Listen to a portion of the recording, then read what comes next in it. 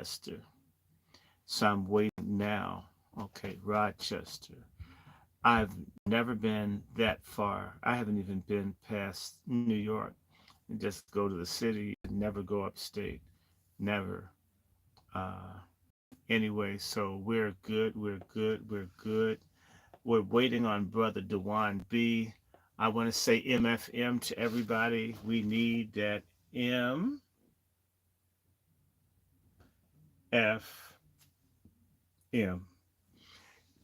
MFM standing for, as you know, motherfucking money. That's another way to say reparations. We're serious as hell about it. Hello, brother Julius Brooks out in Ohio. Come on in. We're about to. I haven't done stuff with Dewan in forever. Y'all need to know. It has been crazy. People dealing with finances and so forth. It makes taping and all this stuff a lot more difficult. People having to hustle around. Um, yes, we do need our damn money. They need to cut the checks. I want a check for being a mulatto. I want a check for being a goddamn Indian. I want a check for being a Negro or black, whatever the hell. I mean, I need multiple checks. I want a check for being a Moor.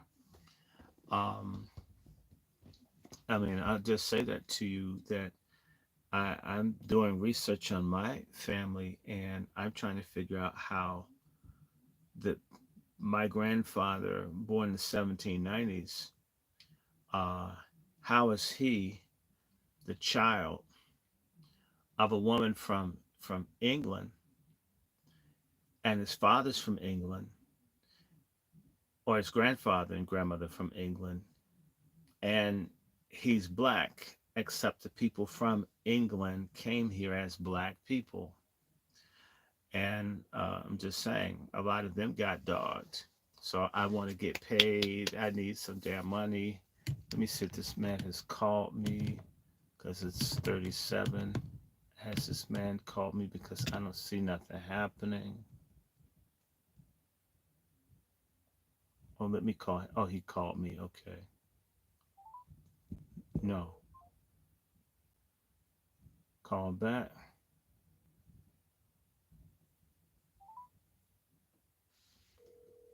Sorry. Mm, I'm right here. Hey there. Yeah, I was here. I've been sitting here and just waiting. And so these phones do strange things. Mine go to black very quickly. And Yeah, I was calling. Keep talking. I hear your volume versus my volume. Keep talking. okay. Well, I'm just speaking to the people in my audience here. I Talk, see talk, talk, a talk. white Yep. woman to All everybody. right. But All we right. do. We need our motherfucking money We do. Yep. and Yep. we have to get it. And there's no Yep. doubt Yep. Yep. because Yep. it's just Okay. Cool. everybody's We getting got paid it. but us. Okay. Got it. All right. I'm about to go live on my end. All right. Mm-hmm. There we go. It's good to have you back, Dr. Short. Hopefully this meeting I'm supposed to do at 7 o'clock. I'm Right. hoping it gets canceled. It's a whole bunch of people texting saying they sick. So if it gets canceled, we can go longer. Okay. Okay. Do whatever. Hey, But if Brandon not, I gotta Davis. get my thing. I have relatives All named right, hold on. Davis, I think Hold somewhere on. in Mississippi. Welcome everybody. We are here. We are here. We will be live with you in 1 second.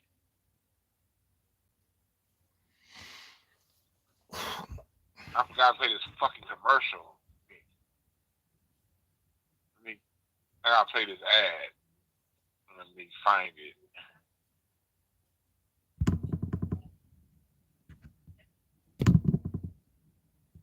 Okay, so anyway, Davis. Hmm.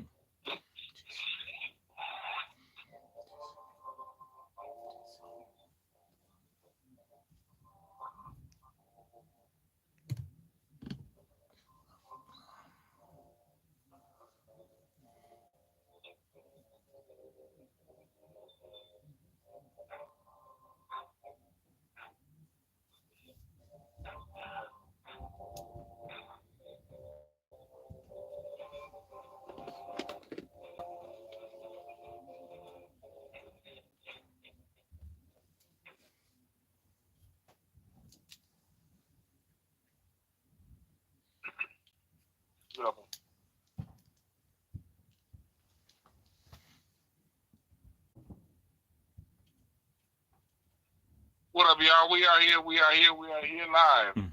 We're going to get to a quick word from our sponsor for the episode, Diary, American Stepchild.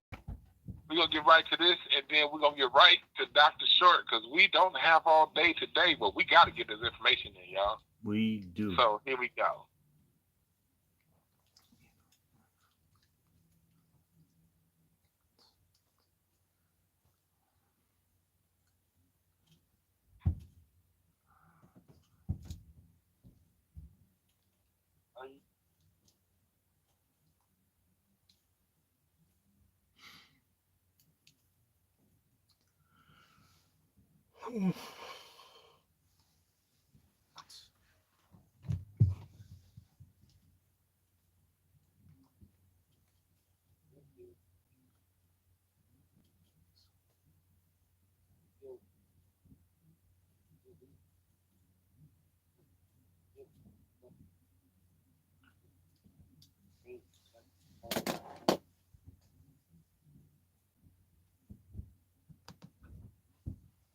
Yeah, y'all want to get that book. It's on Amazon right now.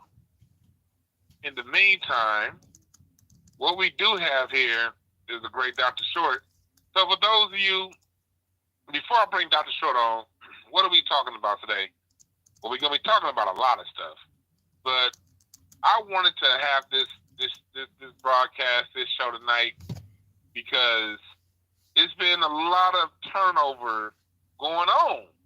You know, it's been a lot of turnover going on in the world of the old guard.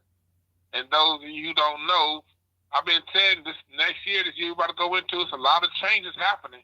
A lot of the old guards is in the body here. First was Charlie Munger, the brainchild behind Warren Buffett's investment empire, 99 years old, and I mean very old. And these people tend to stay around forever, you know. And so he's the person that, when we talk about Warren Buffett's investment strategy, let's be clear. Part of Warren Buffett's investment strategy is to not invest in niggas in any significant way that we can make any kind of change. That's a primary part of the Warren Buffett investment strategy. So the brainchild behind the no nigga investment strategy croaked last week at the age of 99.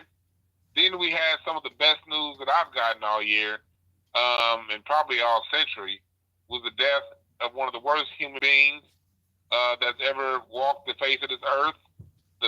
One of the biggest pieces of shit, more influential than any president we've had, in my opinion, ever, Henry Kissinger, the brainchild behind the war on drugs, the war on black music, putting people like Clive Jive Punk Ass Davis ahead of black music. A lot of that stuff was thought up by Kissinger's devious ass, along with things he's done in other countries. And then we had the croak of Sandra Day O'Connor, a Supreme Court justice, looks like George Washington. I swear to God. Anorexic George Washington. Anorexic George Washington. You see that? That scumbag who never missed an opportunity to use her Supreme Court seat to vote against anything that could bring anything economically or justice equitably to black America. She made sure she voted against, including a plan back in the mid-90s that we often heard Dr. Claude Anderson talking about. That was a project, a highway project that was going to give preference to black-owned. Back then, minority-owned. There was still a bunch of black people down south in America back then before all these immigrants came.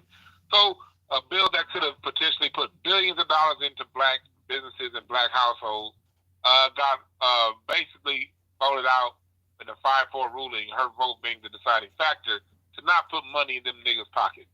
That's one of many things that she's done. And so last week was a great week for humanity. The people who, if you have a sense of fairness, if you have a sense of justice, if you have a sense of community and love for all, and not based on the color of people's skin, but based on what people earn, last week was a great week for us because we got 3 parasites off the face of this planet. So with that being said, we have Dr. Short, and I want Dr. Short to give us the good word and take on over from here. My brother. Yes, sir. I want to start off by saying 3 deaths for the benefit of mankind, and 3 necessary deaths for all of humanity. O taste ye and see that the Lord is good. And if I don't think that they have asbestos robes in hell, so enjoy what you have sown, you wicked workers of iniquity.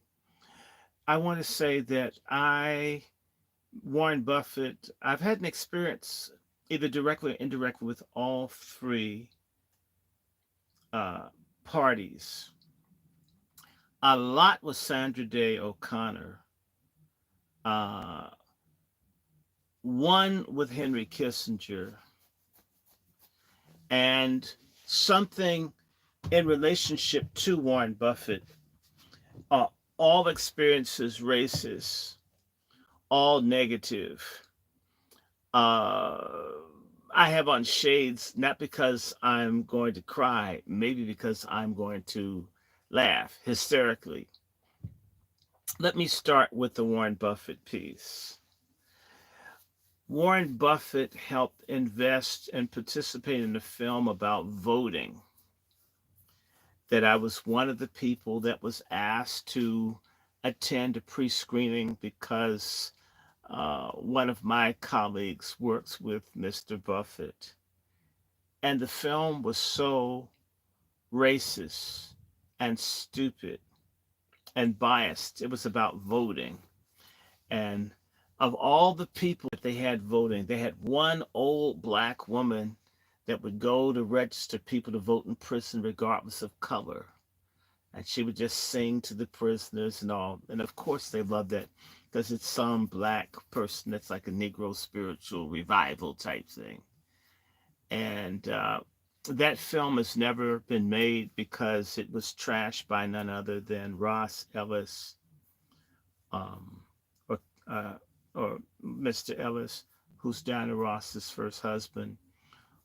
And this man is a GCP, God's chosen people, or God's chosen person, singular. That's the term we're using. GCP. Can you say GCP, Brother Dewan? GCB. GCP. GCP, God's chosen GCP, people, GCP. or God's chosen person. So it can be plural or singular. So I'll type it out for you here in StreamYard. It's GCP. Now, he's a GCP, but he's a cool GCP with a bunch of black daughters. And he was so outraged at how racist and biased the film was. It's never been put out. But Buffett was in the film. Buffett's friends thought the film was great. And they almost made this film to just show how great voting is and voting, how wonderful and voting everyone. And it didn't really deal with the real issues of voting. So it's a complete whitewash. It was so disgusting. I'll never forget seeing it. I mean, how people have certain drinks for voting, how people in Alaska vote. That shit is a real issue with voting is black people. That's the real issue. Us. And if you've been paying attention, I'm in agreement with Professor Black Truth, Black Authority, and others. They're begrudgingly, these racist devils, admitting that they don't know what's going to come in 2024 because the predictable black vote isn't predictable this time. And nobody's trying to offer us nothing. So if you don't vote anymore, you might want to fight. And all kinds of things are coming out now all over the country. There's an issue of redistricting in the state of Georgia. How many of you knew that in the last 10 years, the black population in Georgia has increased by 47% or more? Let's just round out and say 50%. Now understand something. If there were 4 million black people in Georgia 10 years ago, then that means there's 6 million black people in Georgia now. You will not see that in the census. And if there are about 13 million people in Georgia, then blacks are the largest group in Georgia. because they're whites, they're Asians, they're Latins. When you sit down and think about it, black people, the largest single group, if not the majority of That's a people in good point. Georgia, and That's a yet good point. the majority of the congressional seats are in the hands of white Republicans.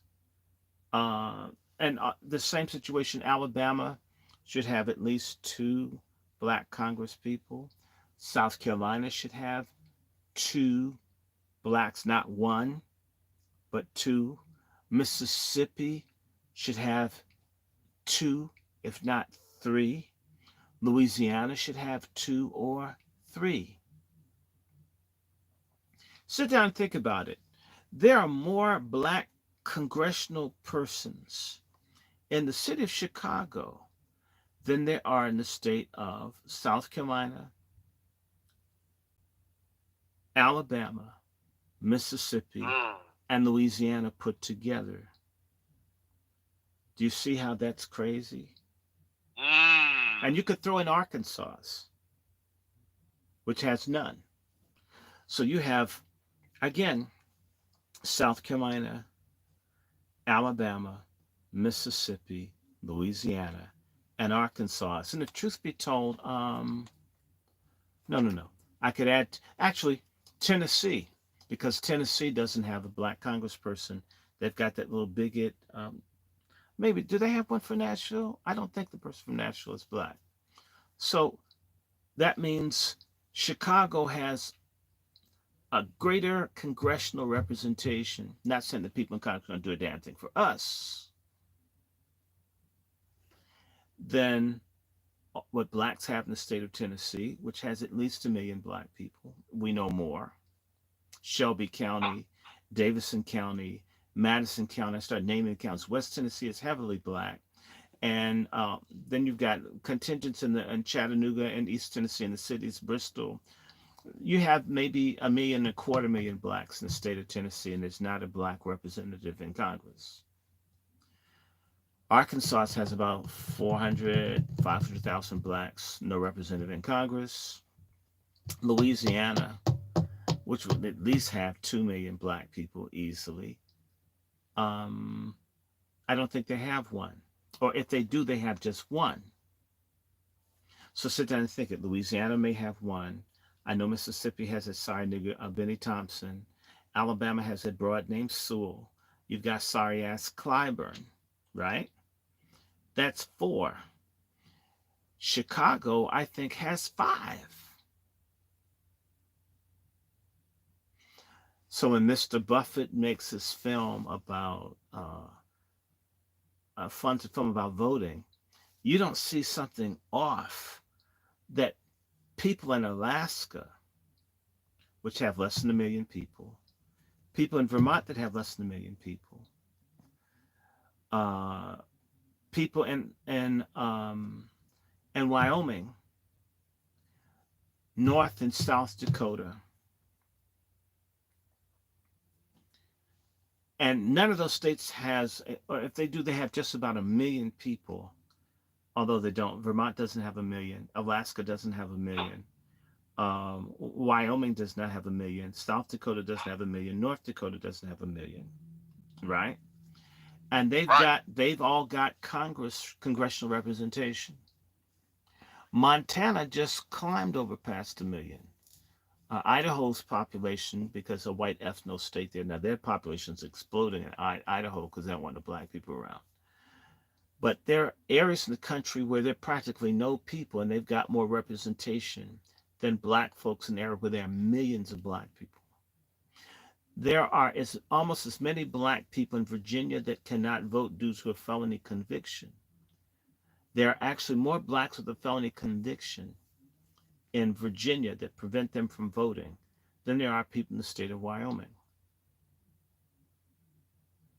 And you make a movie about voting, and you've got people taking a bobsled or an Eskimo sled with dogs to vote. You consider that something big, and you don't really get to the salient issues of voting. So also, I'm going to say this about Mr. Buffett. Many of the bricks that were used to destroy black businesses in Minnesota and other cities, the bricks were furnished by companies that were either co-owned or invested in by Mr. Buffett. They invested in the destruction of black communities in 2020. So I don't mind people going. Now, that's my Buffett thing. So to hell with him. Moving right along. 20 years ago in May, I had an assignment when I worked as a butler to work for Bay Corporation, BAE. They're a British aerospatial group that makes airplanes to kill people. And they threw an 80th birthday celebration for Henry Kissinger. That was the one time in my life I was near Henry Kissinger. He was disgusting to look at. The room was full of racist people. There's practically no black people there. And you could feel the hate that these people live in white Nazi ghettos of hate and eugenics, where you just sit there and thinking about ways to wipe out whole groups of people that have done nothing to them.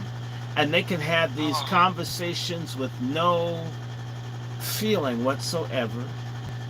White Nazi ghetto. And that's my looking at him. And I was just amazed at how run down he looked, how evil you could feel coming off of him, how people were awed of him. They were in awe of this man and all of that. And in reality, I'll tell you something. Dr. Short, did you get sick? No, I didn't get sick, but I thought about Henry Kissinger the day before it was announced that he died. And it's interesting, I thought about two people, and both died. One was black that we love. Remember Gene Knight, Mr. Big Stuff? Who do you think you are, Mr. Big Stuff? And I was singing Mr. Biden. You and Kamala, Mr. Biden. We're never gonna vote for you. We know you wear the pants beneath your clothes. Oh yeah, right. Oh yes you do. You think so? I had been singing this song for weeks. That's why I need to get with you, musician. We can do some parody songs. We would be rich. And so I was just singing Mr. Biden, and then I checked, thinking, how's Jean Knight doing? And I checked, and it just popped up that she had died. I miss her. I just looked at that big ass hair and shit. She's singing on Soul Train when it was in Chicago.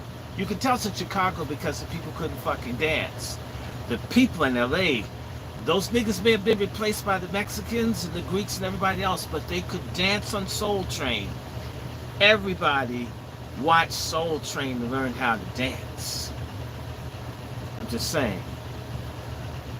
But Kissinger, he was just one of the most wicked, evil, degenerate people. I don't want to mull over the level of degenerate that Kissinger was. Can you give the people some examples as to how much of a degenerate this sorry son of a bitch was? Okay. If it's a conservative estimate from my point of view of Kissinger's influence just when he was around the corridors of power in official capacity, you're looking at millions and millions of dead people, millions of dead black people, tens of millions of destroyed black people, millions, if not scores of millions of people have died because of things that Henry Kissinger promoted. Tens and scores of millions of people. I don't care. I know some important political people. I don't give a damn. Henry Kissinger was a Satanist.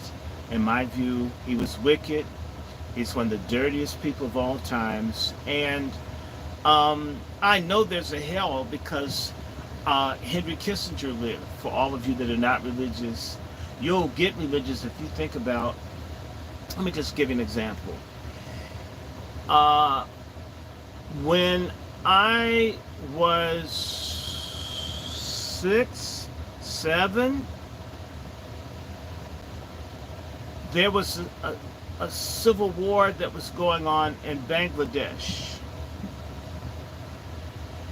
Bangladesh had two parts, or not Bangladesh, Pakistan. There was East and West Pakistan. East Pakistan is what you call Bangladesh today. West Pakistan is now just Pakistan. When India was partitioned in 1947, the Muslims fled to two areas that they could be dominant in. East Bengal, which became East Pakistan, and then the Punjab area along the Indus River, which you call Pakistan, which is Baluchistan and Punjab and a couple other things cobbled together. India still has a lot of Muslims, but they're the majority in Bangladesh, what became Bangladesh and Pakistan. Now, what happened, the Punjabi, the ones on the west side, if you've ever dealt with Pakistanis, some of them are, let me tell you how deep they are. The Pakistanis are so tribalistic and petty and hostile towards people that are not exactly like, they've got white folks beat. They've got white folks beat. White folk would tell you that they hate black people. And I'm going to just tell you something. Okay, probably get close. White people, the first time I saw Sarah Palin,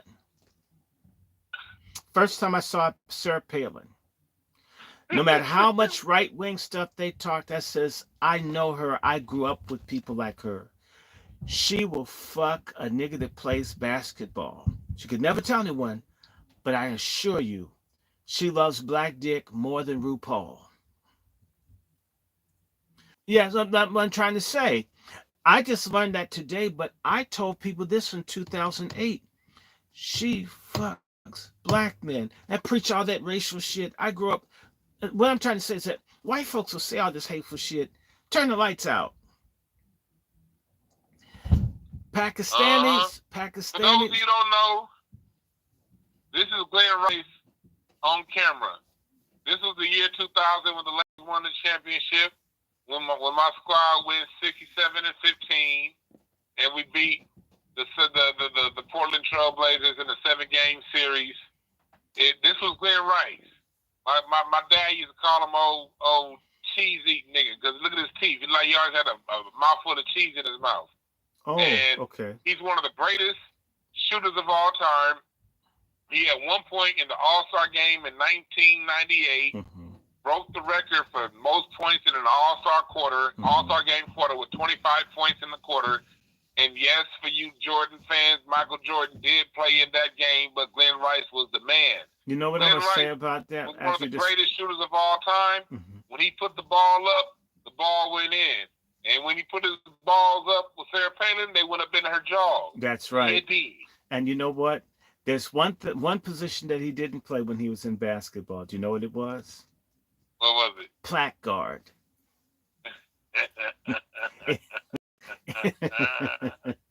So now back to the Pakistanis. The Pakistanis are so anti everybody that's not exactly like them, until in certain places in the world they've got some of the highest rates of narcotics addiction. I'm serious. I mean, the Afghanistanis, man, if the Pakistanis had good money, real money, because the country's broke. Only reason the country's not wiped out by drugs is that they're too broke to buy the shit that's made in Afghanistan. That's how broke Pakistan is. They ran out of money. So they're like basically broke. But they have enough pride and shit, you know. They have a lot of pride. They are so anti everybody else until they're literally fucking themselves out of existence in certain countries because they will only marry cousins and shit. I mean, their survival of their damn species is at risk because you're not my second cousin? I don't care how hard my dick is, I can't screw you.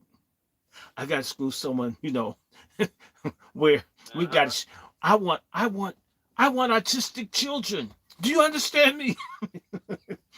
So in England, and in the British Empire, or should say the United Kingdom, more precisely. The Pakistanis, almost 1 in 6 Pakistanis is disabled due to excessive inbreeding. Ugh. So many of them are retarded, got problems, missing heads, cleft palate, because you're just trying to keep all the pussy in And the so that's family. why they are, Dr. Short, that's why they always wanted to donate 69 cents a day to a cleft palate motherfucker in Pakistan because it's fucking, is that what? Huh? Right. But I tell you something, and Shit. I'll tell you, you can keep it, because can you imagine getting a blowjob from a person with a cleft palate? I'll pass. Oh, no, I don't even want to No, think about that. no, right? I So pass. they're so inbred until they literally disabled. 1 in 6 or 1 in 5 Pakistanis have been destroyed by being against everybody else,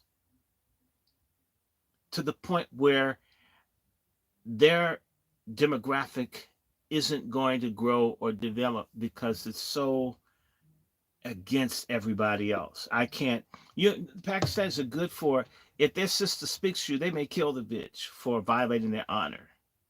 So it's interesting. She can't speak to you. That's violating her honor, but she can fuck her first cousin and have retarded kids together. I mean, to me, I'd rather you speak to me and not have retarded kids. But let me be culturally sensitive.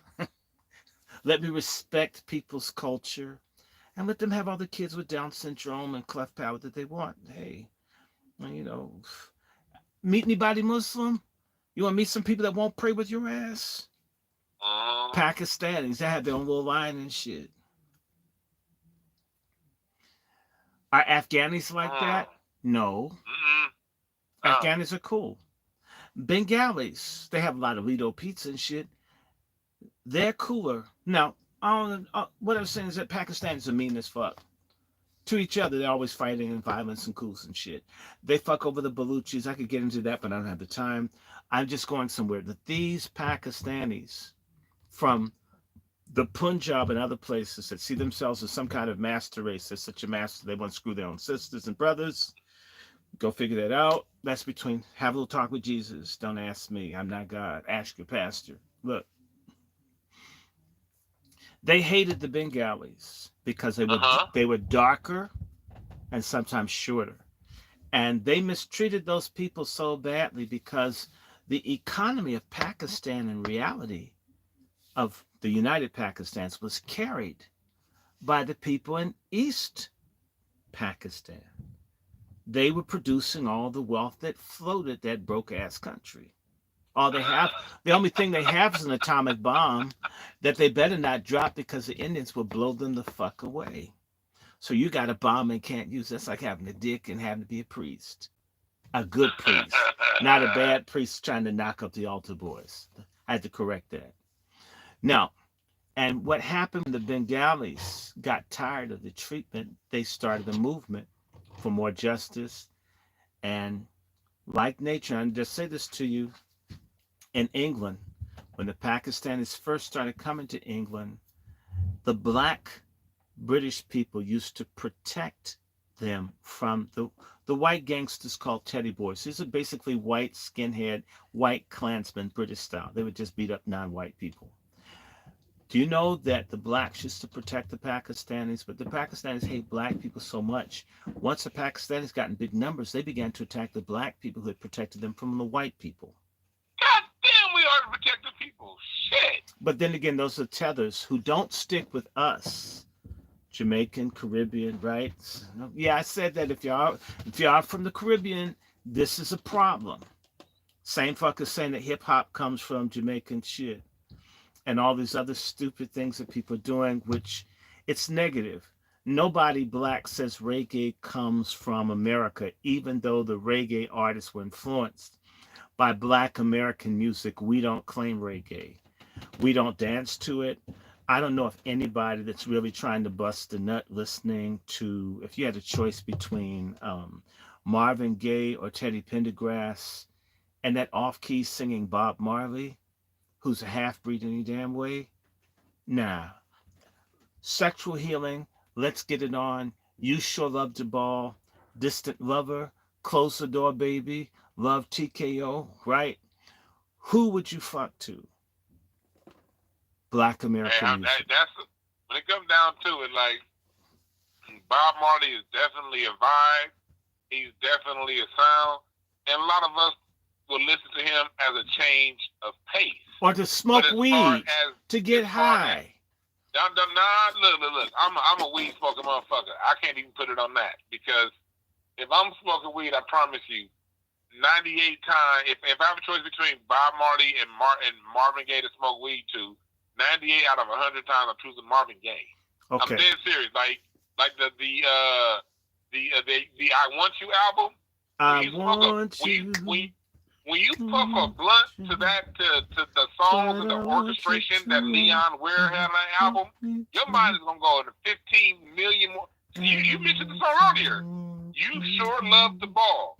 Just the straight orchestration of that song, You Sure Love the Ball, is enough for your weed high to go from minimal to maximal. So yeah, even on a weed smoking tip, I'm probably gonna choose Harold Melvin and the Blue Notes because it's nothing like smoking a joint to I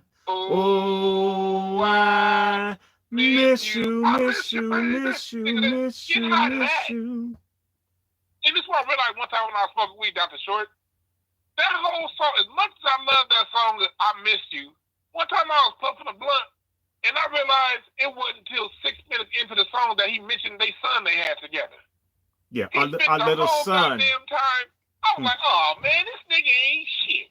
He talking for 6 minutes just now, gonna mention the kid. But I didn't realize that before I was puffing a blunt to it, sir. And so that's just my damn point. And so, you know, I love that You Sure Love the Ball. And I mean, there was so many, but no, my point is, again, for all the tethers out there, we never claim other people's stuff. We always give people their props. Yeah. We have what you say we don't have. It's called culture. A barbarian takes what someone else makes and says it's theirs. A racist does that. A tribalist does that. And so, you know, I just said that. So my point back to the Pakistanis is that you can't make them like you. I had a Pakistani student that I did a lot of stuff for. The minute that fucker saw me outside of the school, that person didn't even speak to me. Act like they didn't know me. By the way, they had some of that inbred shit. I'm just saying. And that's why a lot of their asses are suicide bombers and fanatics, because they're fucking crazy from being too inbred. Yes, I said it. I don't care. And don't put that on Islam. Muhammad spread his shit around, whether you liked him or not. Okay. He was a Arabian passport, bruh, in his own way. Now. Hey, Dr. Short, check your text message real quick, Dr. Short, but go ahead, keep going. You just texted me. Yeah, just check that, but keep going. So, I can't see it. So you have to tell me because I'm operating through that one. I have all. Are you on now? Oh, I thought you was a different phone. Yeah. Hey, I got a sorry ass tenant that got an issue. I gotta take care of the tenant issue. I'll be back in a couple minutes. But okay. Short will take over for the rest of you guys. And I'll be back in about 5 minutes. Y'all. You'll be back in 5. Okay, well, wonderful. So while Brother Dewan is out dealing with the shithead tenant, I was telling y'all, when you do these lives, crazy shit happens. I was supposed to do a live earlier, and someone messed with my mother's phone, and this happened, and somebody did something in the yard, and go out and deal with them. Yeah. Anyway, so let me just say to you, back to this East Pakistan. The Pakistanis wanted to destroy the culture of the Bengalis. They just began killing everybody. They killed 3-4 million. They were just killing everybody because the people began to resist, and they just began killing everyone. And Henry Kissinger, this nasty Henry Kissinger, had the nerve to make a comment as they were raping women, children, killing people, setting them on fire, saying that he couldn't stand people who get teary over the genocide in Bangladesh. He thought people crying over genocide was like, what's their problem? People get killed. So what? Kissinger helped set up the destruction of the democracy in Chile, in which thousands and thousands of people were killed. He also helped set it up for Argentina.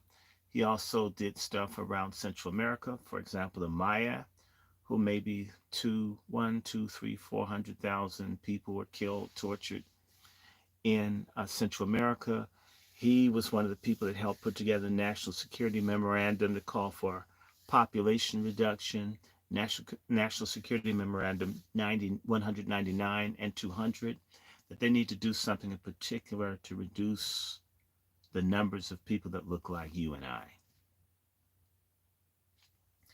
Henry Kissinger supported all of the racist white settler regimes in South Africa, Rhodesia, Angola, Mozambique, Cape Verde, Guinea-Bissau.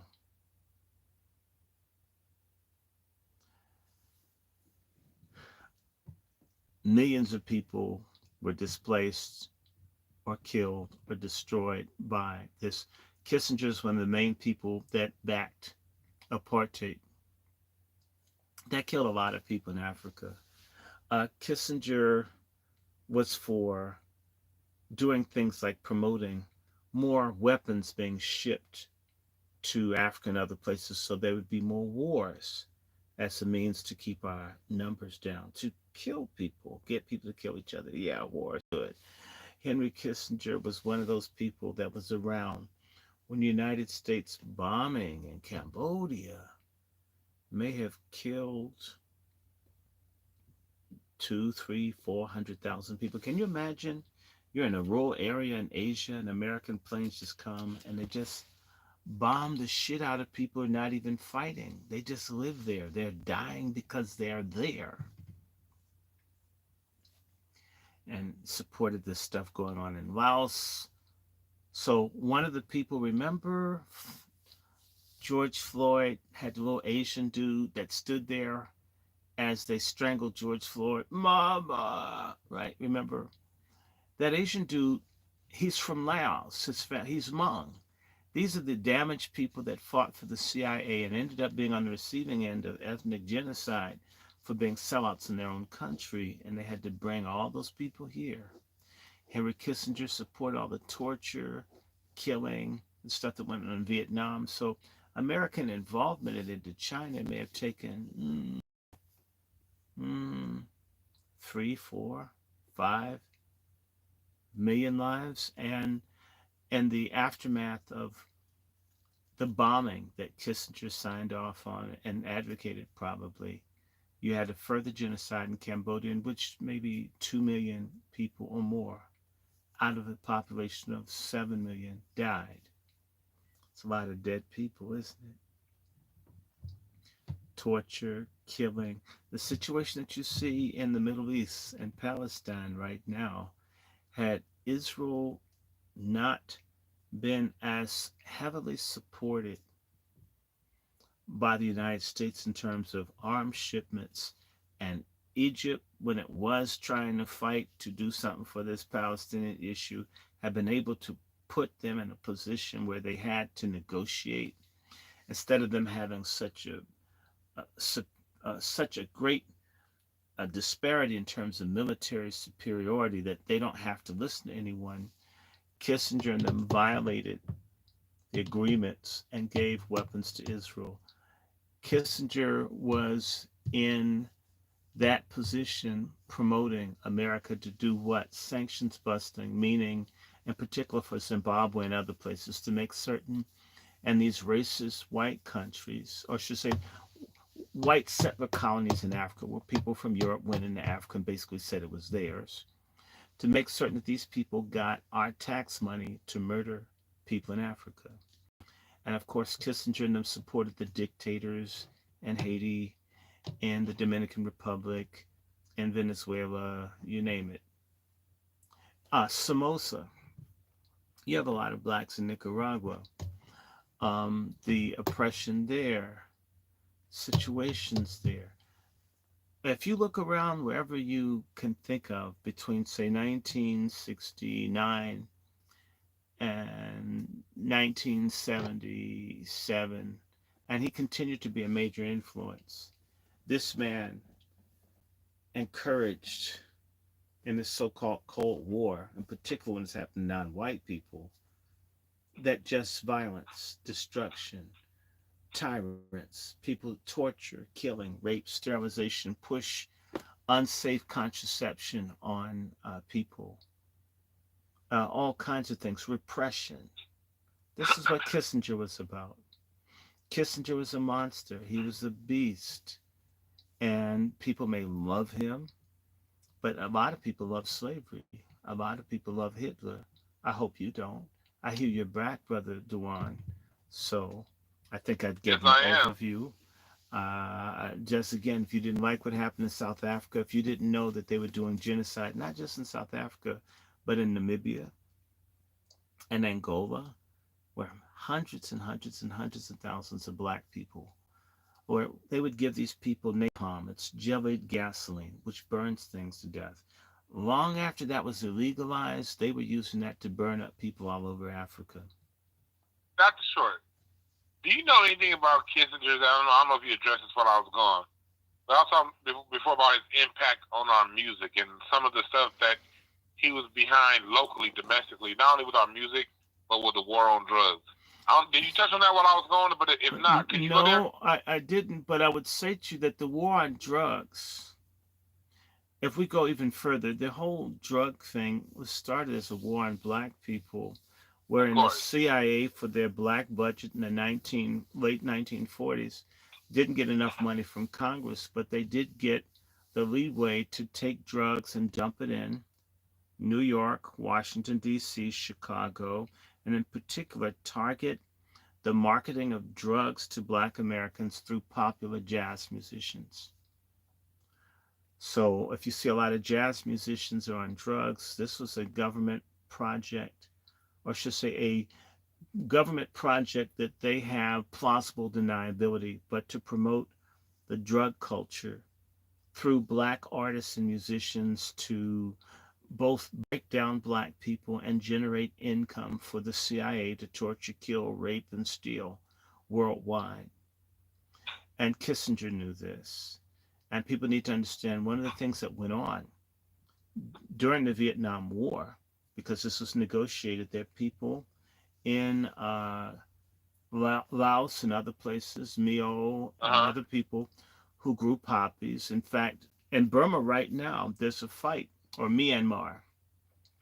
The people that the CIA set up to fight against the communist Chinese, they're in what's called the Shan states. This is like a mountainous, underdeveloped part. It's called the Golden Triangle. If you've heard that dope language, it's in Southeast Asia, and it's the countries that border southern China, where people who were nationalist Chinese who were gangsters, the Green Gang, and all the other people need to understand that when China was not communist, it was dominated by drug dealing gangsters that did the bidding of the United States. The Roosevelt family, to name a few. Peabody, Jardine Matheson, the Bushes, Oh yeah, Prescott. the Prescotts, and we can go on and on. Lowe's, there are a range of these families, but these Chinese communist types, no, Chinese nationalist types, who got run out of China, went and set up uh, drug feudal states all along the border of China. And they've been selling dope, which has been done in particular in black areas and in other places since the 1950s. Uh huh. And so this breakdown of the black family and other things isn't just jobs, but you've baptized us in narcotics, and the government's in on it. And these drugs really hit the black community harder and harder with what the Vietnam War. And there was an agreement through, like the CIA had its own shipping air force that brought drugs over called Air America. And Uh-huh. so as long as America was in Vietnam and he was, Kissinger and them helped extend the war, they didn't want to end the war. They were making money. Raytheon, McConnell Douglas, all of the wealthy companies that were selling airplanes, parts, missiles, bullets, bombs, suits. Jack I mean, Northrop. all of this, Grumman, Boeing, all the people were making money off Vietnam. They're also making money off the dope, the banks. And our community was being sacrificed. Kissinger knew all about it. And if you sit down and you think about it, Kissinger and associates were always giving advice on how to deal with foreign things, and he was always involved in attacking communism. So one of the places that produces a lot of the heroin in the world right now is Afghanistan. Afghanistan didn't produce a lot of heroin when they were under the communists. Right. Afghanistan began to produce the heroin in large amounts once they got rid of the communists, pushed by America, and of course people listening to Kissinger and other people. And in case you don't know, people think that Vladimir Putin is the worst person in the world. If you knew that 1 million Russians had died from drug overdoses in the past, say, 2 decades, as small as Russia's population is, you'd understand why a dude don't care nothing about what America says, because he's fighting for the survival of this country, love him or hate him. So this drug culture that's sweeping our people up, it's getting others, but it's hurting us more. This is part of the geostrategic gambit that they played at our expense to finance anti-communist or anti-nationalist leaders that people like Kissinger and the Club of Rome and these other banking consortium groups that hate black people and others, because we have all the rich land and they don't have it, but they have a lot of guns and they have a lot of coons. This is what Kissinger's a part of, and Kissinger is a GCP. He's a GCP, and a big part of all this stuff that's going on in the world. Ukraine is the epicenter of human trafficking, drug smuggling, all of that goes through Ukraine. And another epicenter of drugs, blood diamonds, organ harvesting, state of Israel. I didn't say GCP are the only people doing it, but in the words of that song, nobody does it better. Makes me feel bad for the rest. For the Nate Dogg version, nobody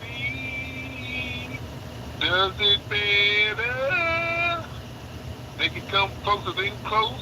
As I said, nobody does it No, they never will half be. as good as GCPs do. We built it from coast to coast. Okay, the Russian mafia is a GCP phenomenon. Don't let the Russian fool you. The Russian mafia is headquartered in Odessa. Odessa is a GCP stronghold. The Russian mafia stronghold in the state of New York is in where? Little Odessa. It's a GCP stronghold. The largest single ethnic group in Israel are GCPs from the Ukraine and Russia. I'm just saying. GCP. GCP. I want to get on. I Speaking said of the GCP, GCP. let's get. And for those of you who don't know who the GCP is, they're the people who are often last name Rosenblum. So, speaking of that, we had the passing of a ruthless wench. Feminist. On the Supreme Court. Feminist. Feminist wench. Yes, I use that word because it's applied appropriately. Because she's been a horrible stomp down racist when it came to testimony and her record or anything that's going to help black people out, the people that she used to get her women's rights from, was Sandra Day O'Connor. What the fuck her name is? What's her name? Sandra Bullock Day O'Connor or Roseanne Day whatever. She died 93 years old. You mean Ginsburg? Talk to the people about her and who she was. You've had interactions with her. Just a little bit, you know, it's funny. Both Ruth Bader Ginsburg, who looked like an albino Grinch that stole Christmas, and Sandra Day O'Connor, because I worked as a butler for a catering service, I ended up meeting, seeing, and talking to all of them. I want to say that Sandra Day O'Connor, you could tell, viscerally hated black people. And it was really interesting because her husband, she had Alzheimer's when she died. She probably had it when she was on the court. She would walk around with her husband like he was, you know, a circus monkey, holding his hand because he was just that out of control. That broad should have gotten out of office and taken care of her dying ass husband. But you're so drunk off the power that you're taking him to parties and he's like reaching his hand into the food and shit. I'm just telling you this. She's trying to hold his hands, keep him from grabbing shit. It's picking his ass and his nose and shit in front of people and everyone because they're so powerful and important. This isn't really happening. And yet they're important. And you could tell he was racist too. And just they felt very uncomfortable. And you could see they didn't like looking. You could tell they were angry even though you were there to help them. They didn't appreciate your presence there. They would not speak to you. Like another racist Supreme Court Justice, Rehnquist. Now, you know what? You can hate Clarence Thomas, but he'd speak to you. Not the white ones. I'm not giving Clarence Thomas a walk. Rehnquist was nasty, and I remember Rehnquist was when he was so sick, and but they hate our guts so much. They're so committed to our destruction. They won't even retire because they're trying to finish us off. I remember Rehnquist, his body was contorted, and he'd just walk around like this. And if the public had seen how he looked, like, send his ass home.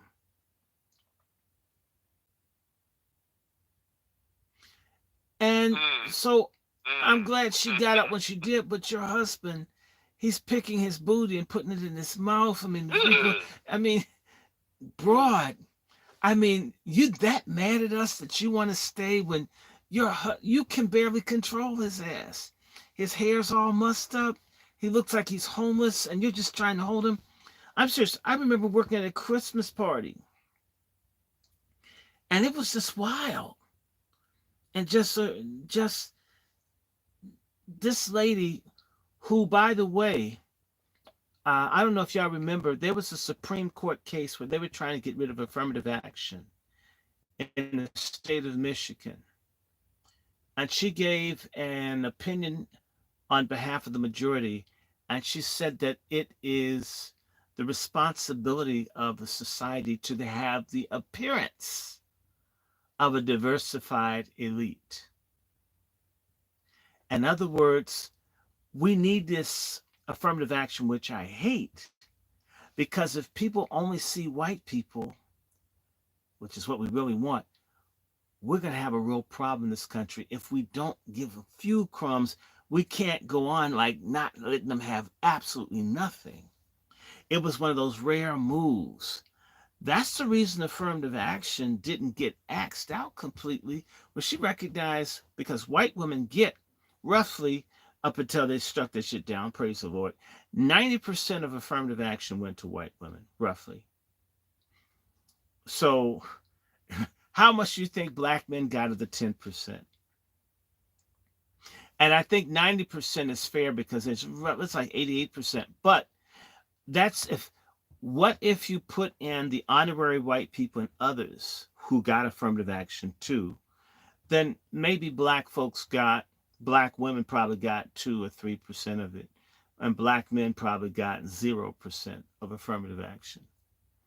Black men didn't get anything. White women and wannabe like white women got almost all of affirmative action was for that. It wasn't even for black women who run up after white women like their allies. And I did the metrics. I researched my channel. 95% of my followers are male. Not that I planned it that way, but maybe that's why I don't get so much hate when I talk the truth about feminists. And that's okay. Women are welcome to engage, but we're not gonna smoke your clitoris unless it needs to be. We're gonna tell you the truth. So black women got more than black men did, but when you think about who did the most dying, who did the most advocacy, who did they assassinate in resistance to affirmative action? It wasn't black women. So who put out the maximum effort for affirmative action to come into being got the absolute least out of it. And Sandra Day O'Connor's the face of black men robbed and black women getting robbed too. Wow.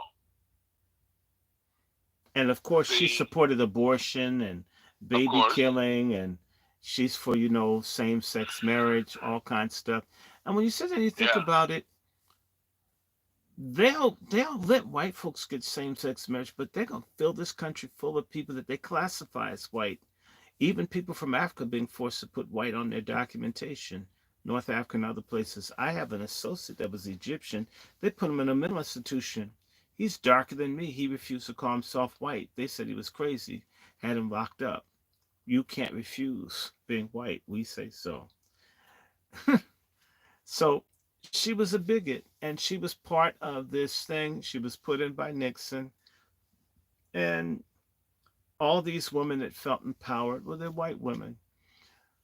The only people that think they're getting something out of the women's movement are dumb fuck black women and faggonist men. Yes, and y'all dumb fucks. Everybody's women. Sandra Day O'Connor was an advocate for white men. Ruth Bader Ginsburg was an advocate for Jewish men. She even took some darts from the feminist movement for men, so for white men. She was a feminist, but when it came down to it, she would still choose white men over feminism sometimes. That shows you how much of a thug she was. My Little Pony looking Sotomayor is for Latino men. That bitch does look like My Little Pony. Okay. She looked like George Washington's doppelganger. You're talking about Sandra Day O'Connor. I'm talking about Sotomayor. Oh, Sotomayor. Oh, that one. Oh, that's a whole nother one right there. Yeah, she does. She looks like a cross between a pinata and My Little Pony. She looked like a Teletubby with no helmet on.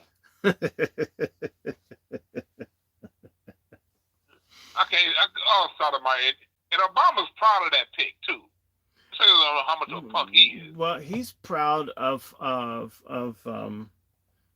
Larry Sinclair. He's proud of that pick. Okay, so we know Obama doesn't have any taste in his mouth or in anything else. We dog you, Obama. We are going to talk about you.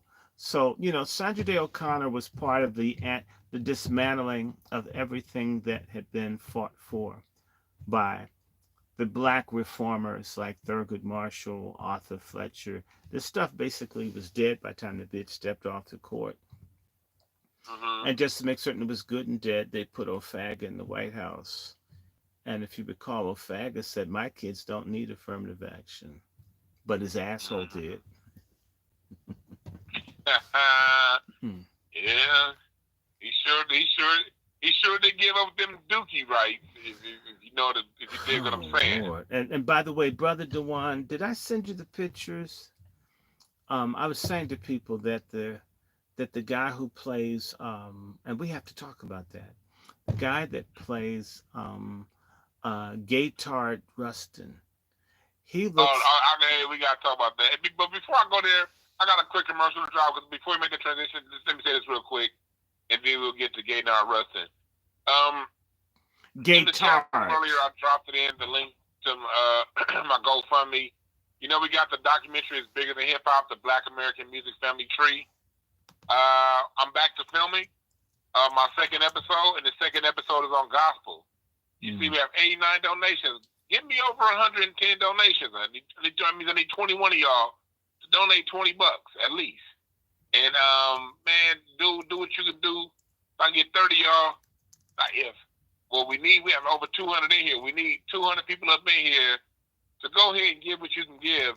Because I really want to get Dr. Short in on this next episode, but that's going to require me to do some remote filming down over in D.C. But we're going to be talking about gospel on this next episode. And so I need you to hit the GoFundMe, donate, because as you donate, I'm filming, y'all. I ain't waiting for this shit. As money comes in, money gets spent. And we've already started filming. I got my man Henny Hendrix, guitarist, play with everybody. He's going to be in the next episode. I got my man J-Mo going to be in it, Grammy Award winning guitarist that plays in neo soul. But all these people coming out the church, and this next episode is going to be on the church and talking about the church's influence. Because once we get down to the church, you mean sinfluence? Huh? Sinfluence. But the thing is, Dr. Short, as you know, the minute we get down into the church and tell our music from the story of the church and that perspective, can't nobody else claim shit because don't nobody else come to church with us. They hate us too much to come to church with us. That's right. And so the fact that church is the most segregated hour of the day, according to both Malcolm X and Martin Luther King, and that's the place that all of our music gets curated and put together and refined before it gets put out to the public. We got to tell that story. So I'm definitely gonna want you guys to be a part of that. And I also say, you know, you see Dr. Short's Cash App. You see his Cash App right there. Please treat me like I'm Dr. white. Short's Cash. Because as much shit as y'all hear Dr. Short talk, we all hear him talk when he says Mister and when he says Dr. Short's a very polite person. He's a very kind and generous person. Dr. Short is just somebody who don't take no shit when people are fucking with our people. So he has absolutely no filter when it comes to people who screw over black people. Man, woman, LGBT. If a midget rat did something to fuck over black people, Dr. Short's gonna have heat for him. So please do not mistake his bluntness and his sharpness for anger or for anything like that. No. Dr. Short's a very kind-hearted person. So we in the month of December, I'm going to personally donate some money to Dr. Short's Cash App. And I would like to feel like a ho do now. it too, because we got to show how much he loves us. He's taking our time with us, and he really is the gentle soul that you guys know he is. But like I always say, people think gentle means being a punk. The only way you can stay a gentle soul, the only way you can stay a kind person, is if that comes with a very strong, fierce defense system.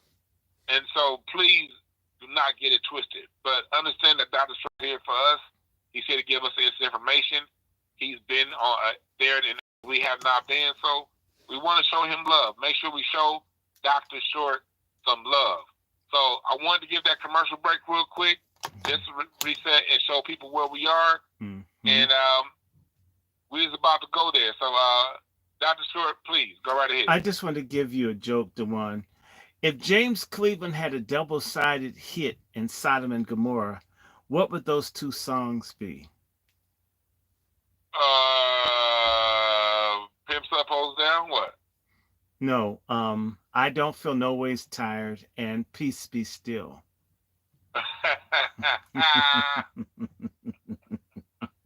Peace be still. Peace be still. And I don't feel no ways tired. If you don't know the song, look it up. But I don't feel no waste time. I mean, so they're gonna keep doing. So I don't care what nobody says, but when Henry Kissinger, when they said "Swing Low, Sweet Chariot," he looked like he built the first chariot in ancient Rome. He looks like if they did a spiritual for him, it would be "Slow Down, Moses." He'd be trying to keep them from getting out of Egypt. I swear to God, Sandra kind of looked like my incense smoke. I don't know what the fuck is wrong with this right here. Well, something. She was evil. I'm just telling you. I remember the last time I saw her, she glared at me like, "Nigga, get out of my way." My responsibility is to make certain that people get their refreshment, do this. Just like almost don't touch.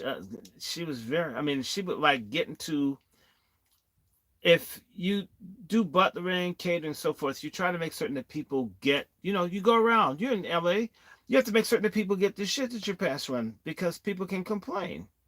Yeah. She would basically didn't even want you, just nigga, go away. It's like, wow, I'm not trying to be around you. I'm trying to do my job for another white person. I don't need to be around you. I'm not fighting to be around you. In particular, I would not like to wake up next to you. I mean, I would think I was like in a dinosaur bone repository. That's why I didn't pay shit. No. So yeah, I got to meet Scalia. Yeah. It was strange. Rehnquist was strange. Ginsburg, her husband, was also going crazy like her, and she's trying to stay in. Bitch, need to retire. These people derive energy from hurting us and keeping us down. It keeps them alive just to wake up and slash out and do something to hurt us. But there's so much more going on in the world, brother. So we, what's that song? I love it. Peter, Paul, and Mary. Leaving on a jet plane. Right? Leaving on a jet plane. Hope we don't see your ass again.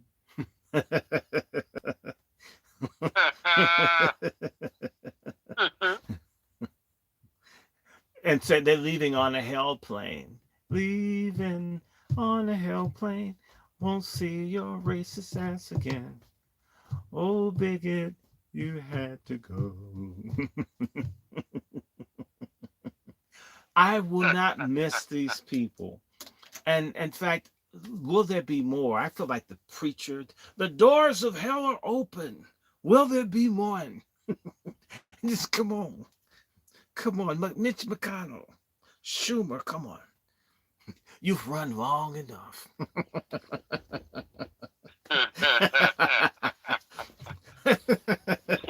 They got Frankenstein. Oh my God. And then they replaced her with that little Richard looking bitch. Good God, Miss Mom. Sure like to ball. Oh, good God, Miss Mom. I heard she's not going to run again. So she's, when you're rocking and rolling, I can't hear your mama call. From the early morning to the early night, Barbara Lee's stupid ass gonna get pushed out and say, good God. Look, she lost her damn congressional seat. They're going to put a Latino in Barbara Lee's seat. Watch. Right. Her little Grinch that stole Christmas looking ass. There's a lot of stuff. Let's chop it up and do some curse stuff. I'm trying to talk about dead white people that I didn't like when they were alive. Okay. Go ahead. Let's talk about, I'd rather talk about coons. I'd rather talk about coons I hated than people I didn't care about. Let's move on. Well, there's so much to talk about. Shitty. Oh yeah. Let's talk about. I'm glad you brought up shitty. Shit. Let me set it up, and then I'm gonna kick it to you. All right. My meeting that I had got canceled, so thank God we got a little extra time. We ain't got to end in 10 minutes. We can go like another 30 minutes. So we ain't got to end yet. You got time? You good, Dr. Short? Yes, I'm good. Good. All right. Let me set it up. Talking about shit Diddy. I mean P Diddy. For those you don't know, been under the rock, P Diddy, aka Puff Daddy, has been going down.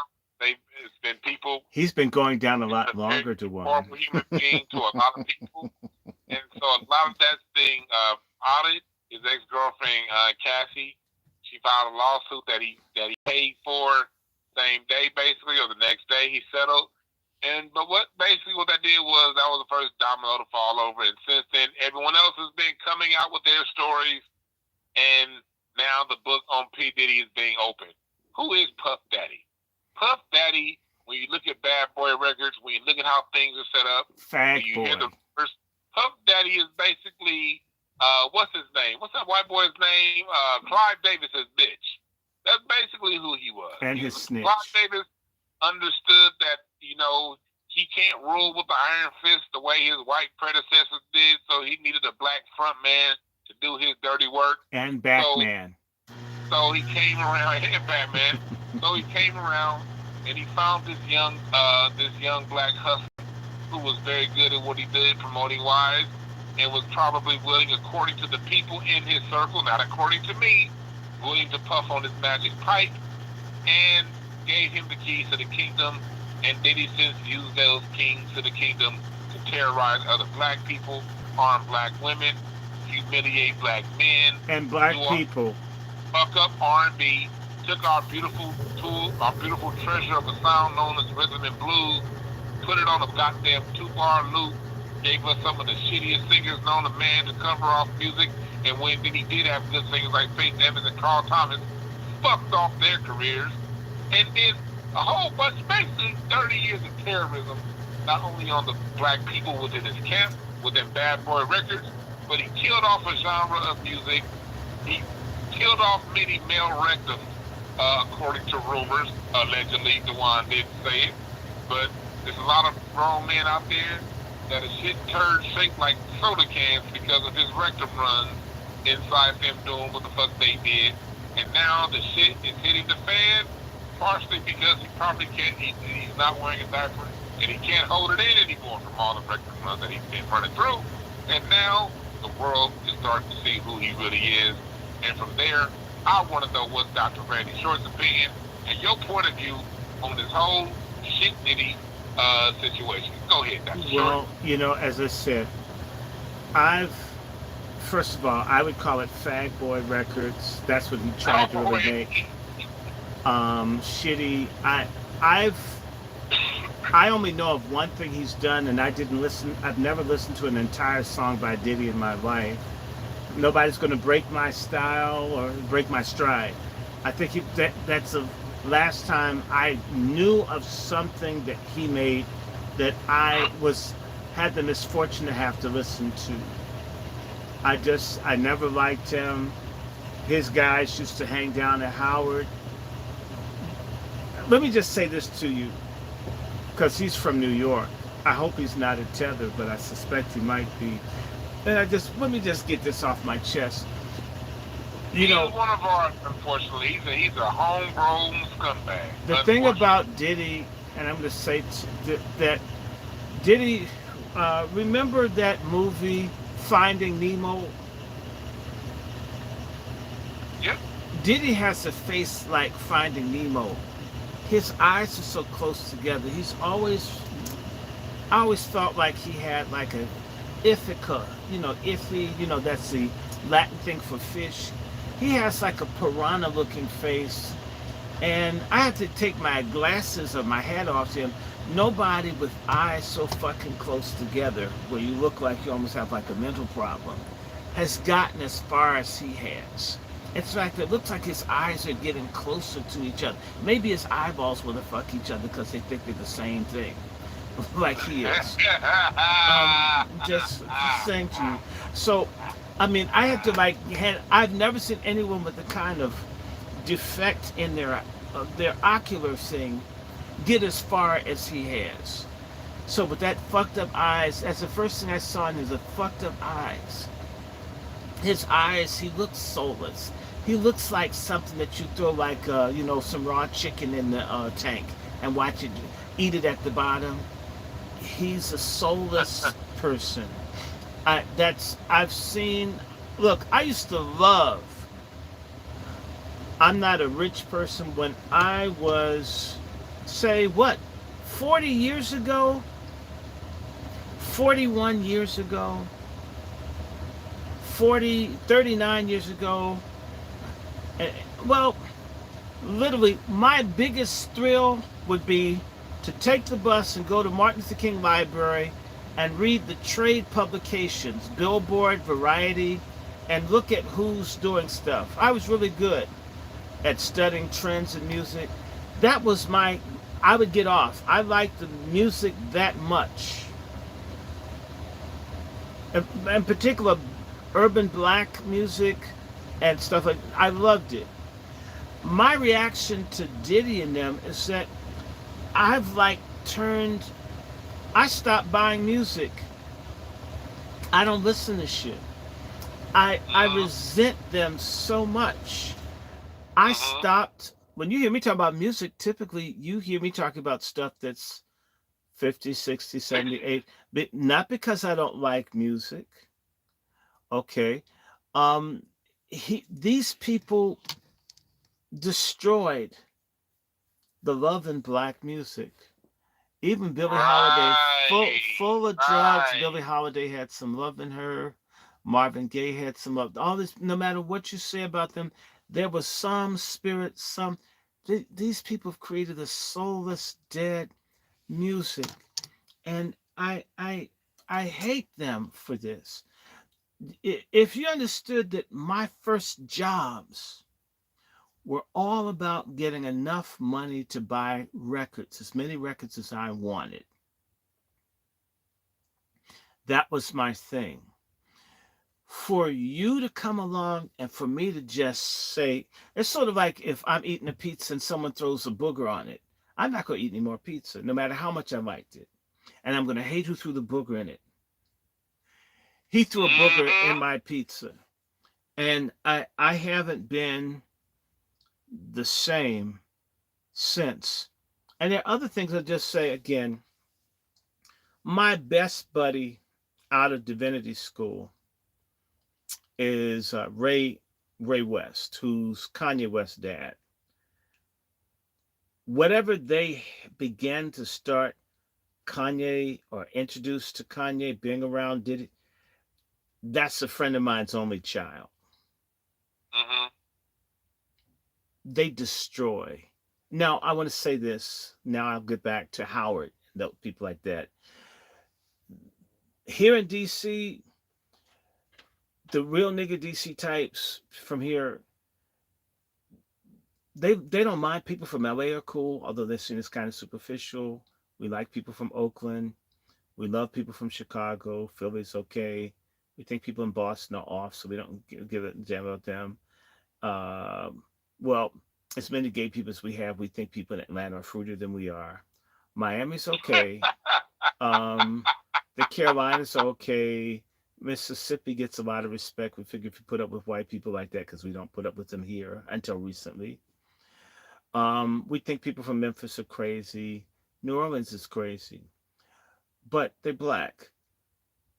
But a lot of DC people do not like New Yorkers, hate New Yorkers.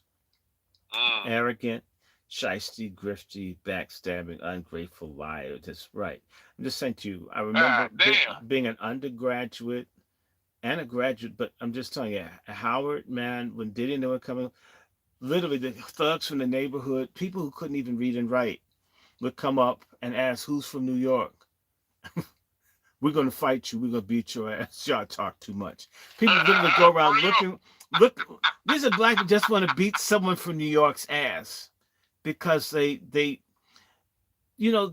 covenant breakers. They're a lot of them. I'm not saying all, but and it's not upstate New York. It's not Buffalo. It's not Albany. It's not Poughkeepsie. It's not Schenectady, right? It's not Hamilton. It's not this. Not them. It's not even people on Long Island.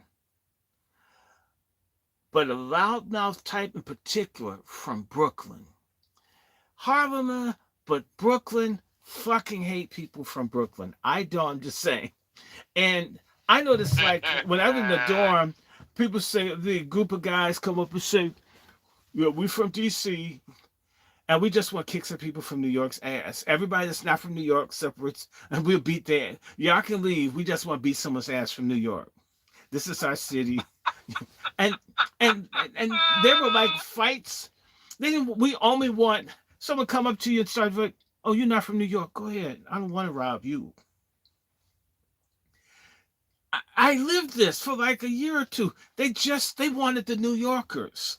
They wanted to bring their asses down. If you had the people learn how to lose the New York accent because people would beat their ass. Damn. I mean, and the people are very receptive. DC's you've been here, the black folks not tripping off it. It's just New Yorkers. They're like ruthless, do anything, walk over, take, and always boasting. You have to understand, DC is a southern town, okay? Yeah. People in DC are people from Georgia, Florida, South Carolina, North Carolina. I mean, especially North Carolina, Virginia type.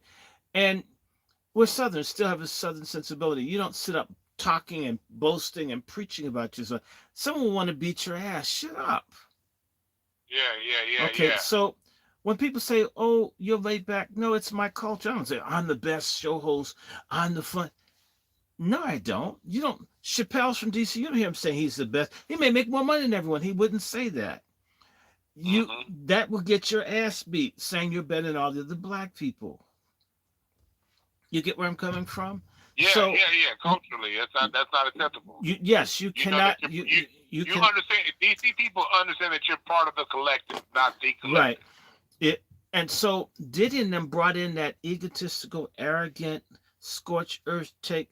And you're not my brother or sister being black. That's not good enough. If I don't like you, you don't have the same shit as me. You're nobody. Okay.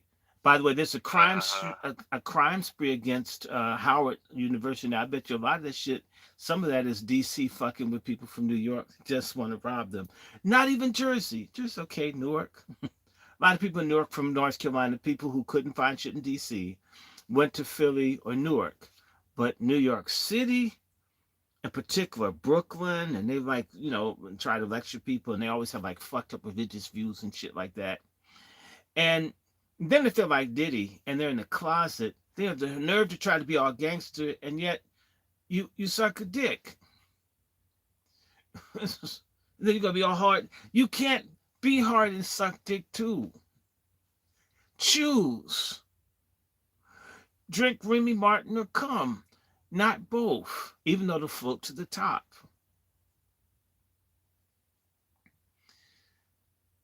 So his whole New York thing it's offensive to me, because people don't like him. Now, people liked Biggie, even though he was a trop, because he would keep it real about how fucked up his home life and shit. And so you can connect to him, right? Tupac is from Baltimore. He never said I was the greatest. He's great at what he did. People, you get what I'm, but him having to be the biggest and better than everyone else, steal from everybody else, he's a covenant breaker. He's a violator. He's a brother fucker. You can't like him.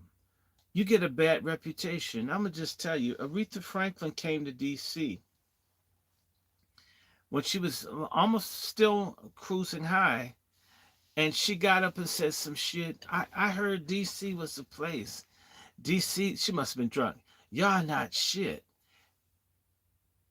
It changed shit. People didn't have anything against. People loved Detroit. Loved Aretha. They were, wait a minute.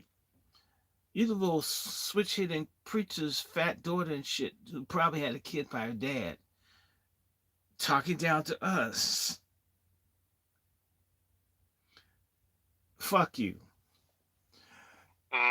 Not Aretha, but just her shit fell off, because it's like, We give it Queen of Soul, but you gonna come here and insult us? You sit down, you think about it. You live in LA. There may be people from DC and LA. You know what you won't notice wherever you go? You won't notice a DC contingent anywhere you go. DC people tend to go in and join whatever city. Okay. And Now, I will say that. I was thinking about that, like, in the comedy world in LA, we get imports from all over the country, really all over the world. And I will say this.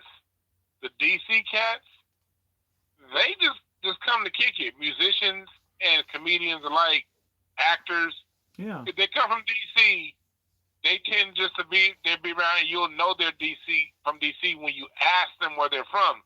That's when you'll find out they're from DC. But they don't constantly say, I'm from DC, Chocolate City. You get somebody from New York, nigga, you gonna know they from New York before you know their name. No. Yeah, no. man, you know, because like New York, man, we'll take your musty ass back to New York, you could goddamn tell, nigga. When I was undergrad at UVA, University of Virginia, people hated DC people, so they thought. And I had to explain to them, nasty person, they're not from DC, they're from Silver Spring. They're from Gaithersburg. They're not in the city. I'm from the city, inside the city, with the rats and the gunfire.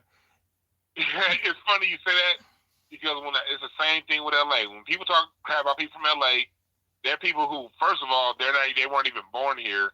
They moved out here with high hopes and dreams, and then by the time they get to their 8th or 9th year out here, they figured, by their 5th year, they figured they're not going to make it. By the time they get to their 8th year, not only they're not going to make it, they're now working at Starbucks or working a regular job. Do you know the way to San Jose? And they turn around and say, and then those people become bitter and angry, judgmental and superficial. But they brought that fucking attitude from the Midwest or somebody else when they came here with it. And then they move out to the goddamn valley. They move to Pasadena. They live in the Inland Empire, all these weird ass outside of LA places.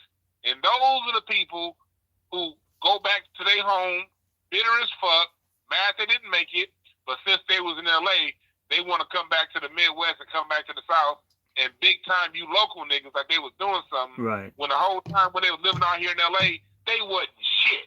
And if you deal with somebody from South Central LA, south of the 10 freeway, that grew up somewhere near the 110, you gonna deal with a real motherfucker who gonna tell you like it is, be who they say. Because one thing about LA, if you ain't who you say you are, somebody gonna beat your ass. And that's so, one thing about us. Like people, we got that reputation, but the reputation is built when people come around acting tough, acting hard.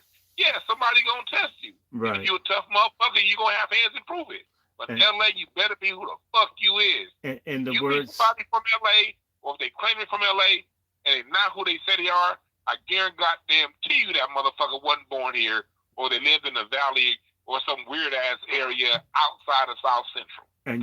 And you just summarized what the lyrics by Hal David, LA is a great big freeway. Put it 100 down and buy a car. In a week, maybe 2, they'll make you a star. Weeks turn into years, how quick they pass, and all the stars that never were are parking cars and pumping gas from Do You Know the Way to San Jose?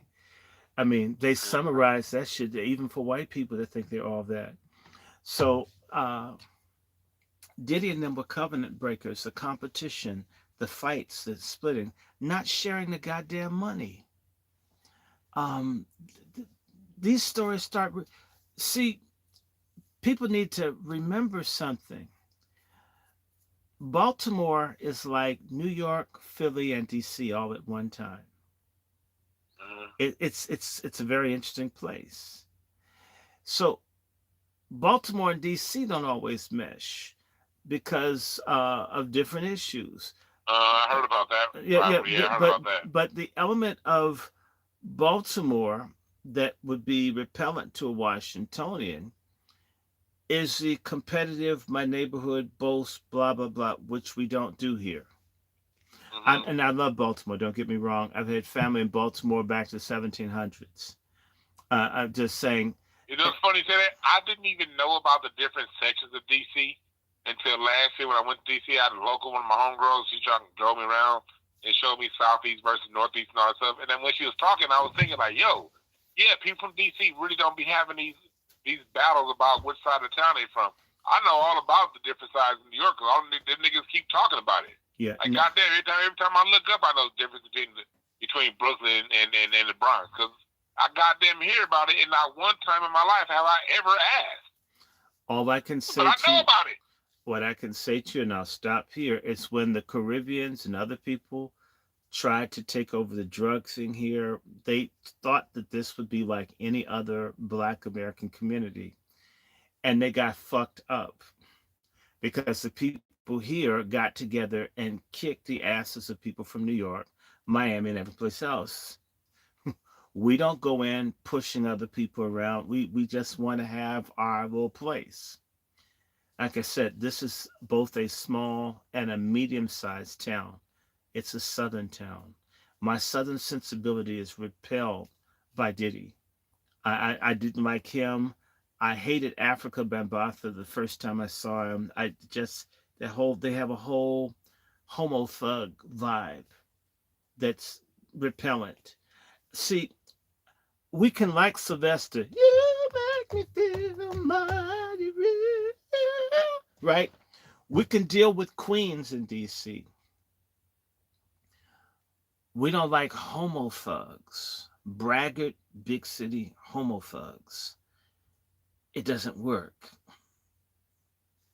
So his whole style, we see. Yeah. We're close to New York. You get to New York 4 hours, 4 or 5 hours. I mean, you're there.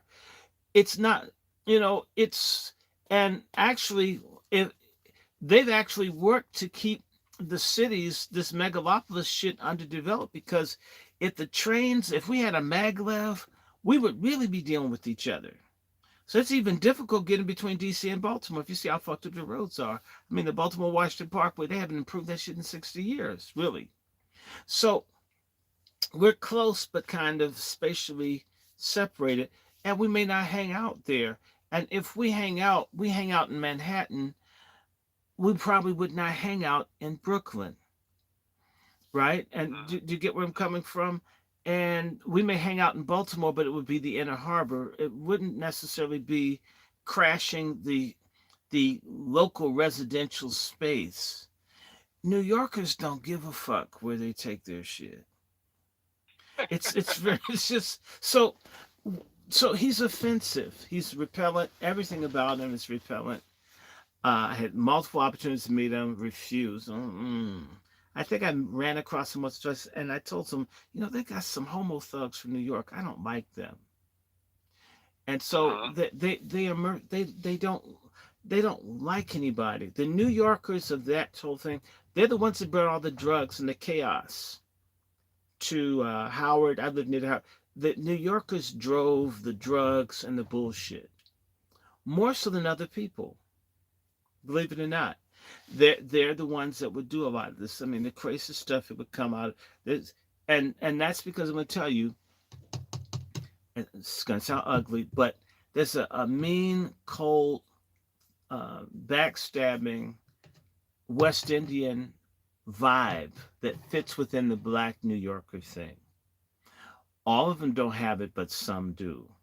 And I'm just telling you, and it's alien. It's not like it's Black. They're Black. They speak English, but they're not like my family or I'm serious. And you can feel that difference. I'm not mad at anybody anywhere in the world.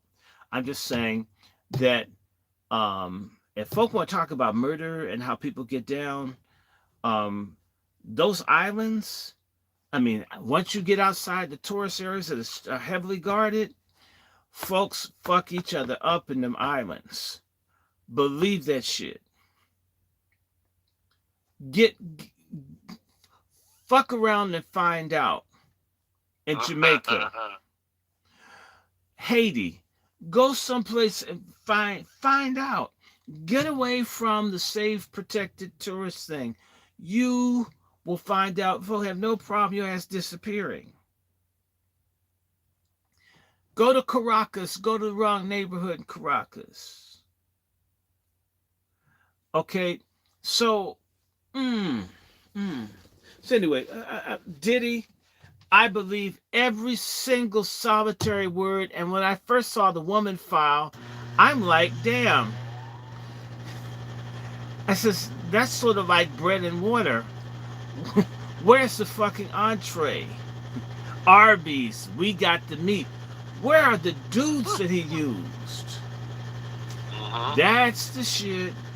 Not that I necessarily want to hear, but the truth that I want to expose is that he's been the Pied Piper of sodomy, bar none. Right. And it's time for us to know. I'm so sick of this shit they pushed out in New York. Nobody pushed black degeneracy quite like this New Yorker crew have. Nobody. So fuck him. In fact, he's part of the cotillion of people that are protecting why Africa Bambathu's ass isn't under jail somewhere. So those New Yorkers do all that hard talk, but y'all cover for a person that raped kids 30, 40 years. That shit wouldn't rock too long down here. Somebody's ass got to get put in a hole in the ground. I'm sorry, the southern thing. Eventually we're going to run by and smoke your damn house up. You do something to someone's kid. Sorry. It's just... There. They cover for Bambaataa.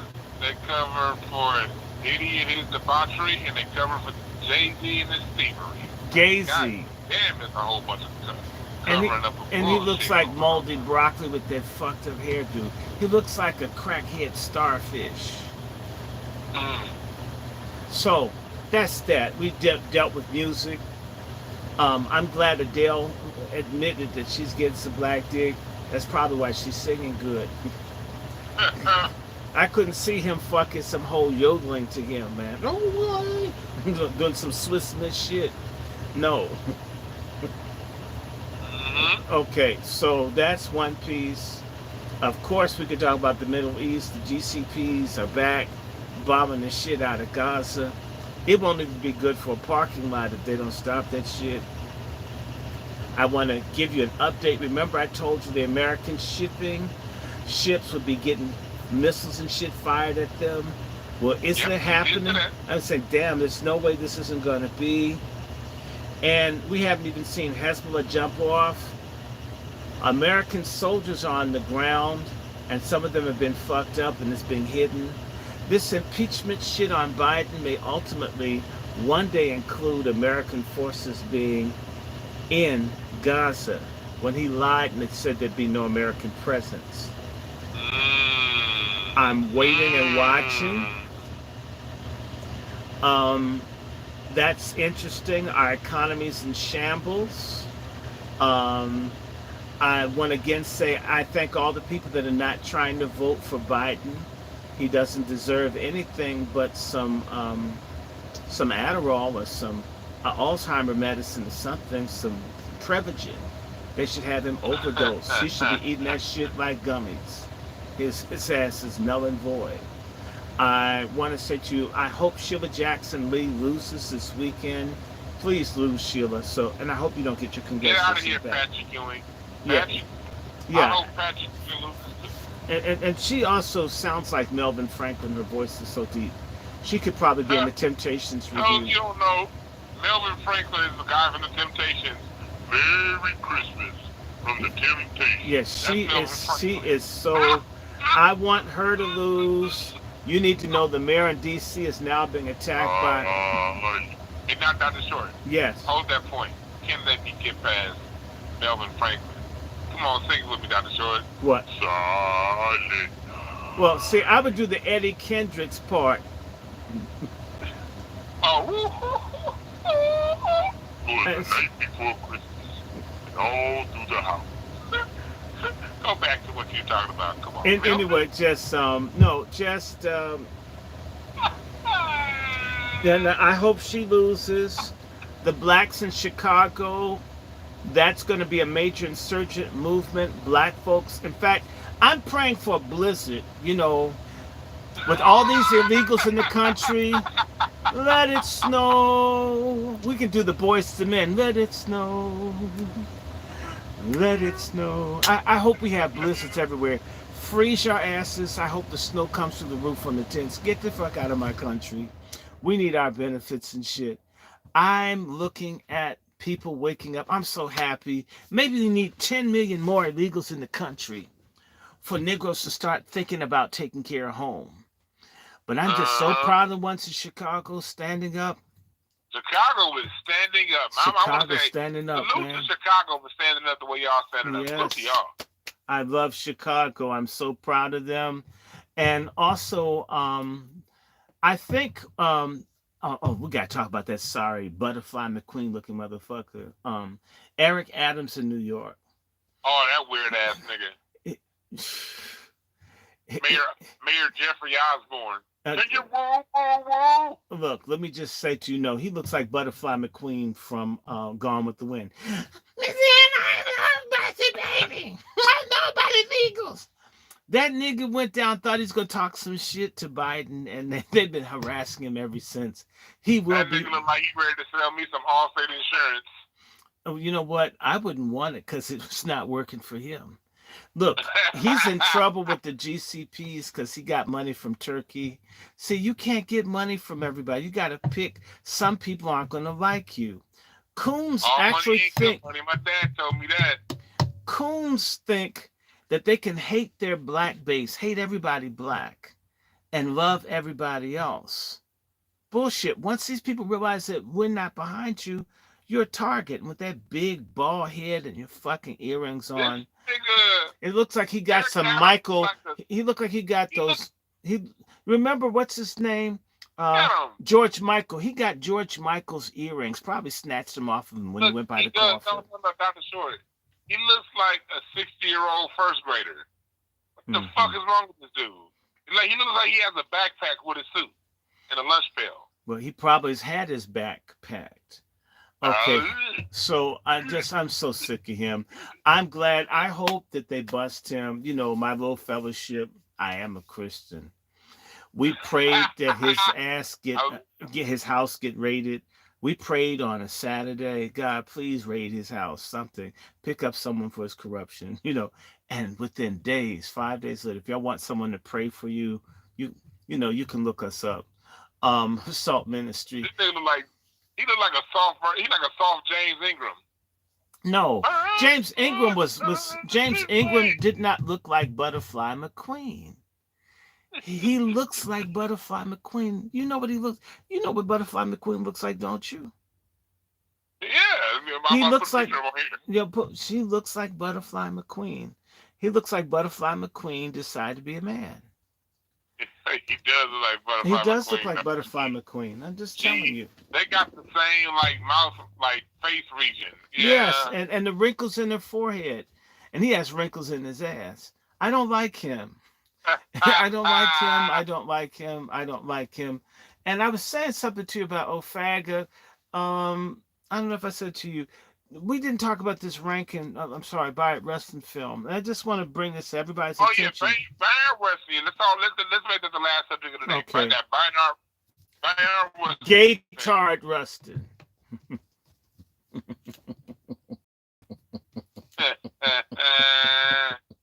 The intro to this movie should be the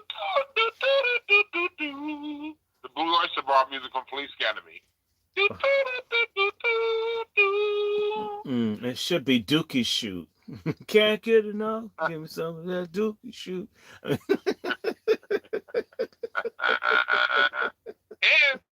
this is one film I do not mind them having an immigrant playing one of our people. The immigrants, yeah, hey, look, y'all can have this one. And he's a gay immigrant too.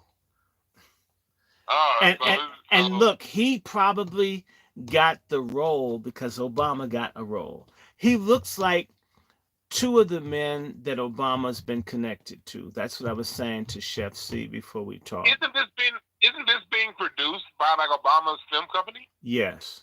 And I call that liar ground. Because the way they do the film, I don't know if I sent you that picture, but first of all, the thing about the film of Rustin, a lot of things that really bothered me. But the thing I didn't mention in my longer review is that Look, gay people don't fuck with their glasses on. For one reason is if I'm looking at a I nigga, don't want to find out. I Go no ahead. no no. The reason being is you're not trying to look at a nigga's shoulder blades with glasses on. Okay, you're looking at the back of the nigga's head. You don't need glasses. Now I can see a straight person looking, female superior position preferred, looking into a woman's eyes, and that's some nasty shit. But looking at the back of somebody's head, you don't need glasses. Now I do know ladies that are into books like to wear the things that hold your glasses holders, and they like to screw and have the sensation of the glasses bounce off their eyes and land on their titties. So there's some women that like that. I can see that. But gay people don't wear glasses. Aside from that, the sex has to be like very impactful because you're trying to put something in the hole that's too small. So can you imagine someone wearing those big, ugly Frankenstein, thick, horn-rimmed glasses, and someone hit you and you knocked your head against the headboard or wall? You could lose an eye and shit with your glasses on. So I don't think that Bayard Rustin wore his glasses when the white dude was hitting him from behind. I don't think so. In fact, you can't munch carpet, ladies, with glasses on. Maybe goggles, but not glasses. Because glasses would scratch the inner thigh and stuff like this. Come on. And you can't munch somebody's ass as Sexy Red does with glasses on. It would scratch people. So this idea that higher ground or liar ground, that people fuck with glasses, especially gay people, fuck with glasses on. You can't munch another bitch's carpet I, with I don't want to. glasses on. I want you. Like me personally, I don't want to hear no more about no dookie loving and glasses. But Yeah, I'm just saying to you. So trying to hold on, but the thing, go right ahead, I'm brother. almost done. The thing is as the white dude is like riding by at Rustin, he says, "I have an idea," or "I had an idea." And that's when he starts writing up the March on Washington with Dr. King in mind. And what Obama and them do subliminally is to say that I have a dream speech is the spiritual progression of this white dude taking out Bayard Rustin's ass. Ugh. And that's how evil they are. There are other things that I was really pissed about, like in the first scene, you see stupid ass Chris Rock, and he's got one of those new Bell telephones, the kind that you didn't get until like the middle 70s. I know because we had 6 or 7 of those in our house. It's bullshit. They didn't even have the proper props. You live in LA. You know how they have specialty people who know how to pick stuff. They were chinching and they didn't even get the stuff right. I was really angry. They were playing for a party held. Do me a favor, real quick. Yes. And more so than the movie, because the people are going to see, and most people aren't going to watch the movie because it's shit. But tell the people who Bayard Rustin really was, and his connections to possibly them folks with the 3 letters. Okay. Bayard Rustin was a Caribbean Quaker, pedophile, gay rights advocate who was compromised, who was used by one, white trade unionists and others against black people. He's a convicted sex offender from 1953 Pasadena. He's convicted. He was convicted. Yes, they caught him fucking in broad daylight in the car, 2 white men. And or white, it may have been teenagers actually. And so one of the things that he did is very evil. First and foremost, I'm a Christian, to go and tell people to get behind a Hindu deviant named Gandhi instead of following, say, Nat Turner or Frederick Douglass or Henry Highland Garnett, black Christian nationalists, is to strip us spiritually of self-defense and tell people to be pacifists and not have guns and such. And your ass lives up north. He's a terrible person. And he was on the list of the FBI, CIA, and others because he traveled India, fucking Indians all over India. This is a fact.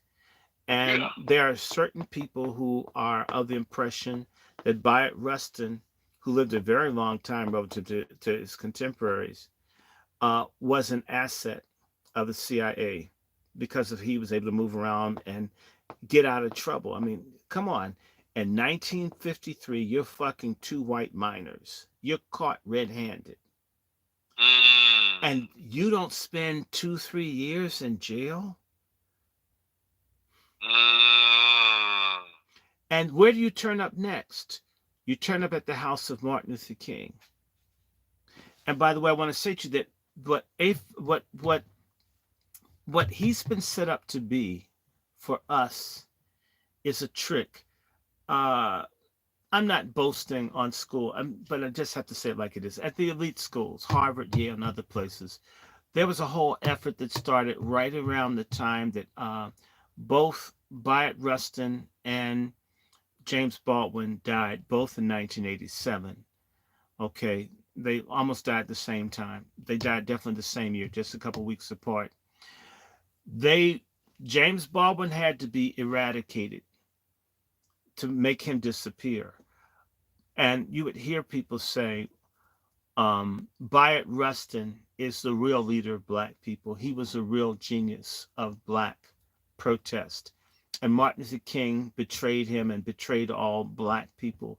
And Bayard Rustin getting gay activists and other people, the real foot soldiers that won black people their civil rights. And Martin Luther King and the other heteronormative patriarchal black civil rights leaders stole everything and ripped off the black gays who sacrificed their lives, who functioned in obscurity.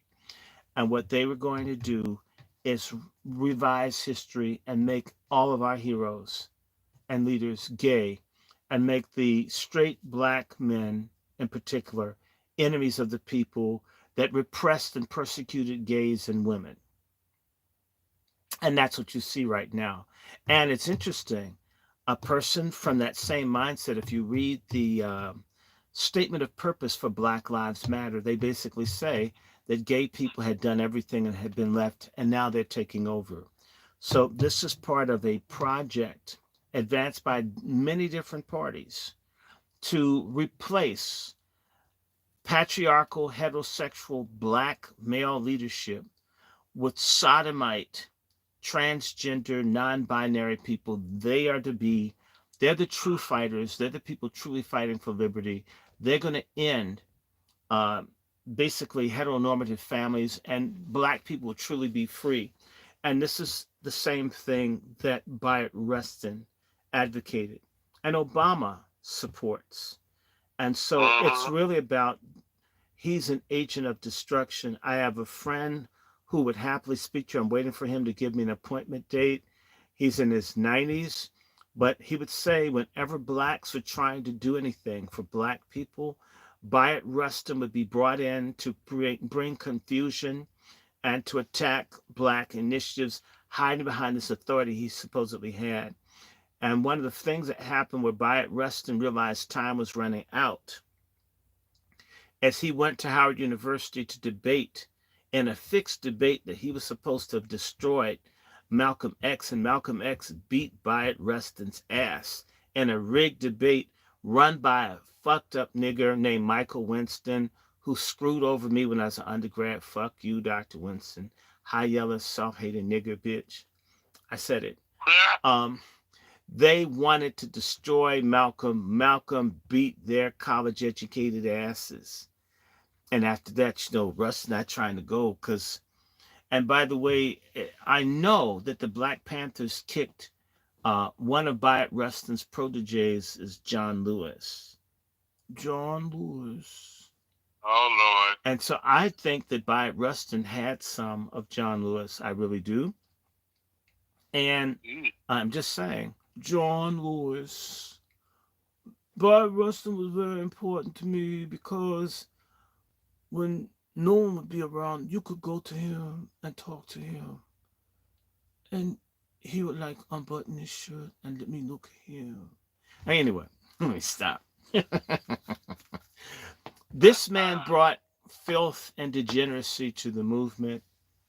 And he's one of the first people to say that the gay movement is more important than the black movement. whether he was an FBI agent or not, CIA agent or not, or whatever, he still functioned in the same way that these destructive, corrosive forces would be. I know that John Lewis had his ass kicked by the Black Panthers, and it's rumored that the Black Panthers kicked Bayard Rustin's ass too. More power to them. It's interesting that the Black Panthers liked James Baldwin, but they did call him Martin Luther Queen, which is probably a title that should go to Al Sharpton. Anyway, it's a complete sellout, and I want to do one more thing. I need some help. I need some people that can get me a copy of The Color Purple, the new one. And I have a song I want y'all to sing. I came up with the lyrics for it, Brother Dewan. You know that song, God's Trying to Tell You Something? You know this song from The Color Purple? God's trying to tell you something. God's trying to tell you something. Come on. You've heard that song. Maybe God's telling you something right now. Come on. Can you hear me, Brother Dewan? Where are you? Okay, now, let me tell you, I've changed the lyric, and I want all y'all to sing it. Oprah's pushing carpet munching. Oprah's pushing carpet munching. Oprah wants you munching on carpet right now. Right now, right? You know, it's a big, I know someone who's seen it. I need to see it. It's on steroids. Man hatred and carpet munching is the ultimate expression of love. And when they get done with this, that bitch-ass nigga Chris Rock has a movie that's going to make Martin Luther King seem like he's moist and indecisive. When are we going to stop this? When are we going to rebel? In fact, Diddy being torn down and this whole thing of our community is just kind of, we've fagged out. I mean, I just so much. How much dookie, how much cum, how much ass licking do we have to be bombarded by to get it? You eat ass.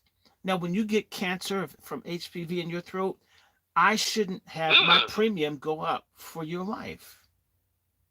That's how I feel. Now, so I want y'all to boycott The Color Purple and understand that Rustin is a lie. And the March on Washington, there are lots of sequences in the film that are completely bogus. Like they're at a party in 1963 or 62, listening to Shotgun, released by Junior Walker and the All-Stars. In 1965, Junior Walker and them weren't even with Motown when that fucking fictional party took place. The other thing is the NAACP didn't have a black president until the middle 1970s. Boy Wilkins is what I call him, was the executive secretary. Black people did not control the NAACP and still don't until the 70s.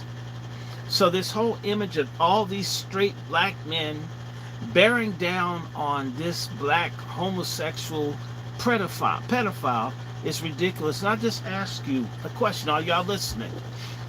Martin Luther King, whose life is at risk for the bus boycott and the heart of the Ku Klux Klan South, you get an ex-communist sodomite pedophile show up at your door who's telling you to give your fucking guns away, and he's just gotten, you know, he's got a sexual offender record, and you let him work with your church in 1955? Who the fuck calls that homophobia, you assholes? I couldn't bring a convicted sex offender practically anywhere that everyone knew. And now almost basically just about 70 years ago, a pedophile sex offender shows up at a black pastor's house in a city he's not from. Dr. King's not from Montgomery. He didn't have any power there. He could probably pull it in Atlanta, definitely today, but not in 1955.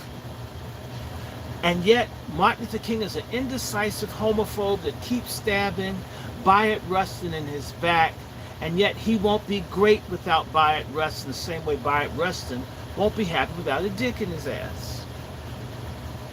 And so throughout the film, it's these mean, straight black men that don't appreciate anybody. And it's a fucking lie. And the other lie is black people couldn't gather in Washington, D.C. By 1960, the blackest major city in America, black folks did have a march in 1957 to Dr. King, Randolph, the Union's UAW with Walter Reuther, and with Boyd Wilkins of the NAACP, called the Prayer Pilgrimage in March of 1957. In that film, you would think blacks couldn't gather, and they had Chris Rock say, "White boy." That dude wouldn't have said white nothing in a room full of white folks who control his salary.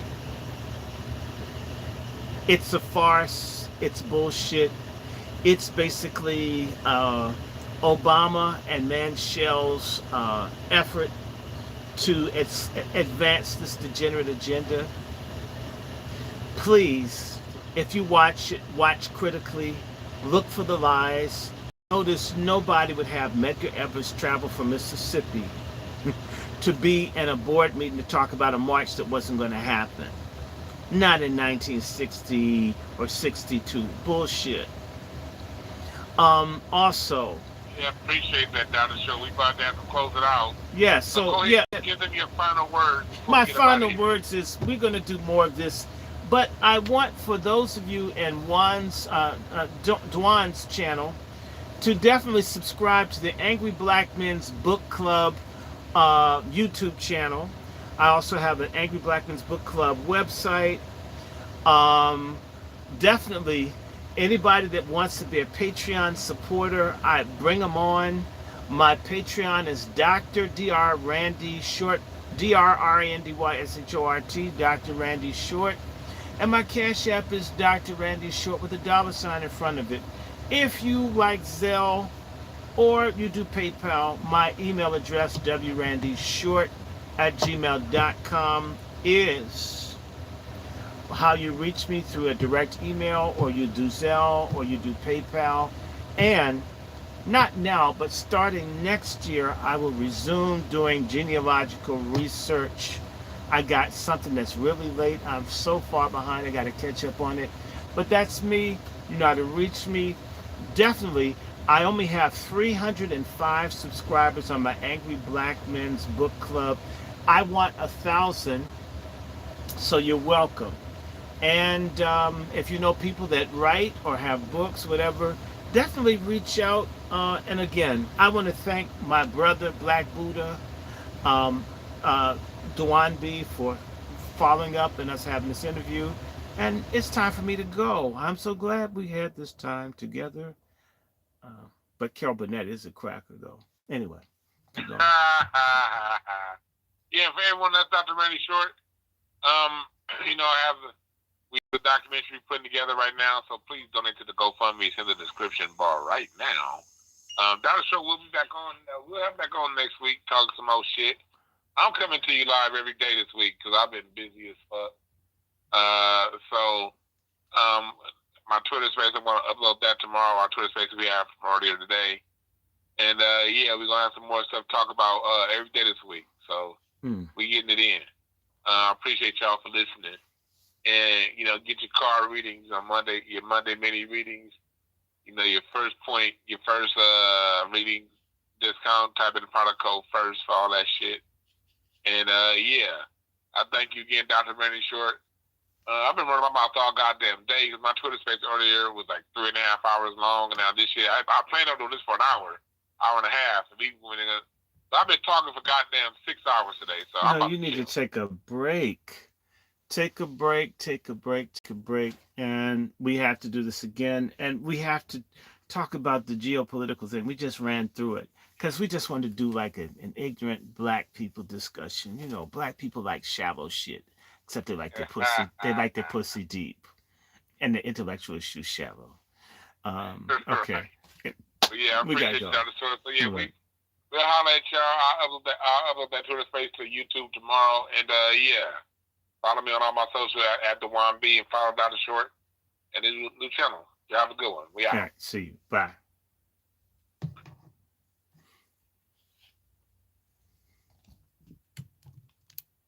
All right, cool. Dr. Show, we off. Okay, see you then. All right, bye. All right, man. You have a good one. You too. Bye bye. Okay, so there are 12 here and a couple over here. I hope you guys are good. Hey, Brother Hatcher, Mark Smith, Bruce, Chris G. Oh, my. We're going to get back to this. We can't wait. Please let everybody know the Angry Black Men's Book Club ain't going nowhere. We plan to intensify doing more, talking about more. Oh, yes, I have my books on eugenics. We're going to be attacking feminism and eugenics next.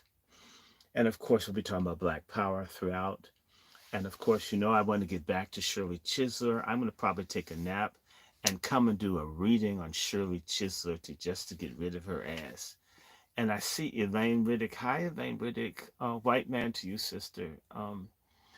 And definitely, let me see, Brother Brandon Davis, drop me an email, wrandyshort@gmail.com. Support the channel. Maybe Sister Elaine Riddick will let, I don't know what your question is. Upper? I don't know what that is. What's an upper? I don't know what that is. Elaine Riddick, I hope that you and I do an interview. I hope that you and I get to do an interview and that you do one with Brother Q, Brother Dome. How you doing? A million white women, a million white female angels are falling on you, refusing to ask for a prenuptial agreement. Um,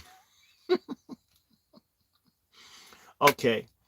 I want to wish everybody well. Please have fun. Please be careful. It's very dangerous out here. Pray, get close to God. They're terrorists and everything else. It's really, really, really, really bad. Um, okay, so I want y'all to be careful. It's crazy here in D.C. 1,000 carjackings, over 250 murders, and it's no end in sight. It is.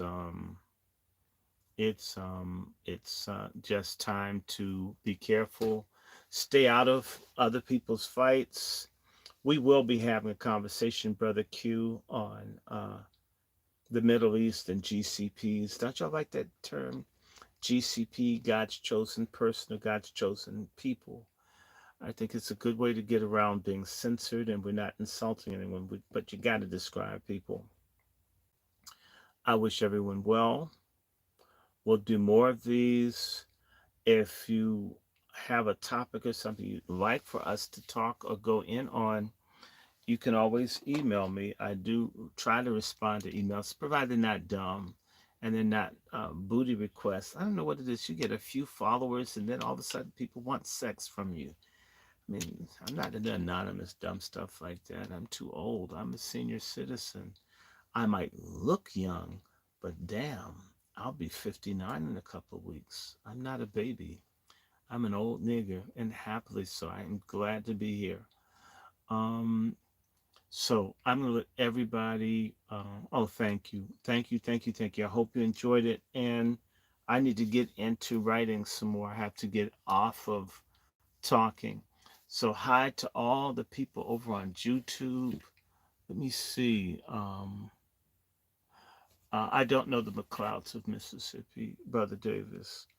Um, we have a lot to do. I need you guys' help. I need to see the cover purple. I want to go and see it. It comes out on the 9th. I've got to find a way.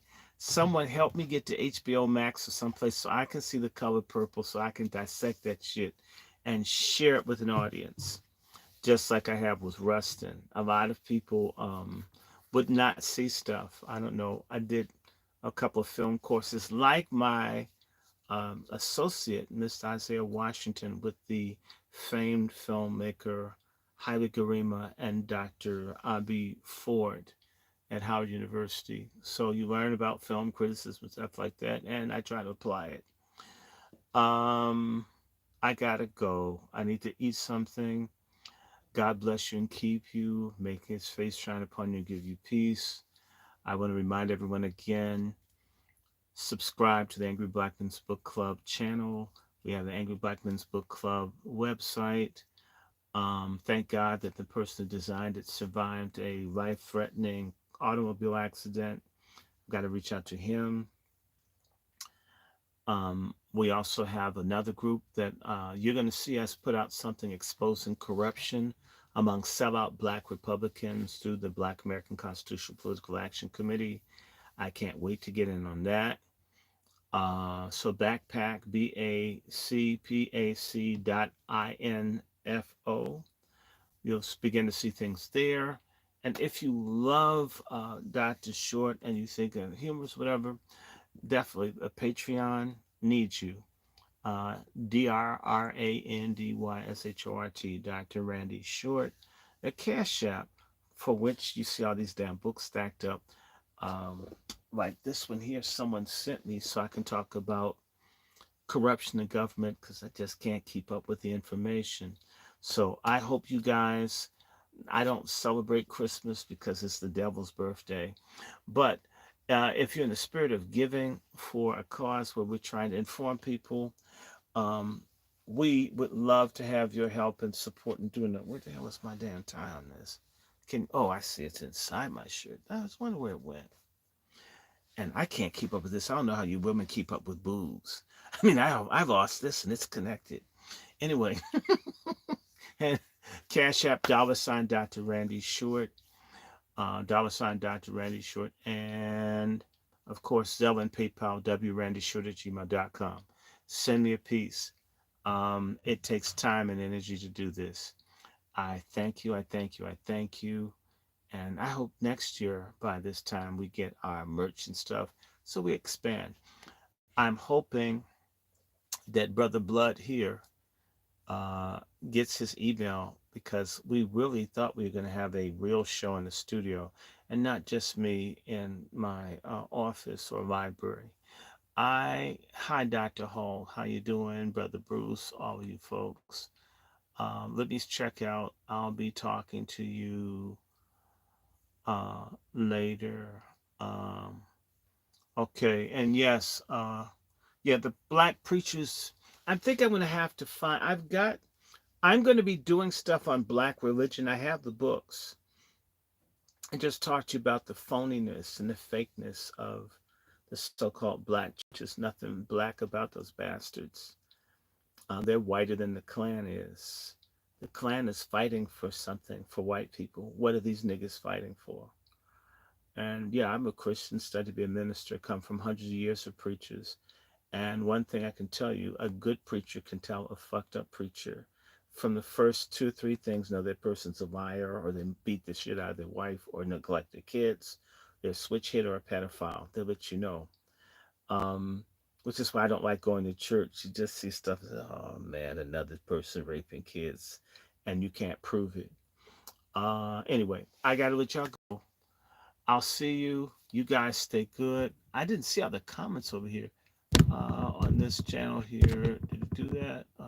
Live chat. Okay, so let me see. There's 16 people on here. I want to thank all of you for hanging out. So I think we've got a total group of maybe, I don't know, we had a few hundred people. Love and Peace, MFM,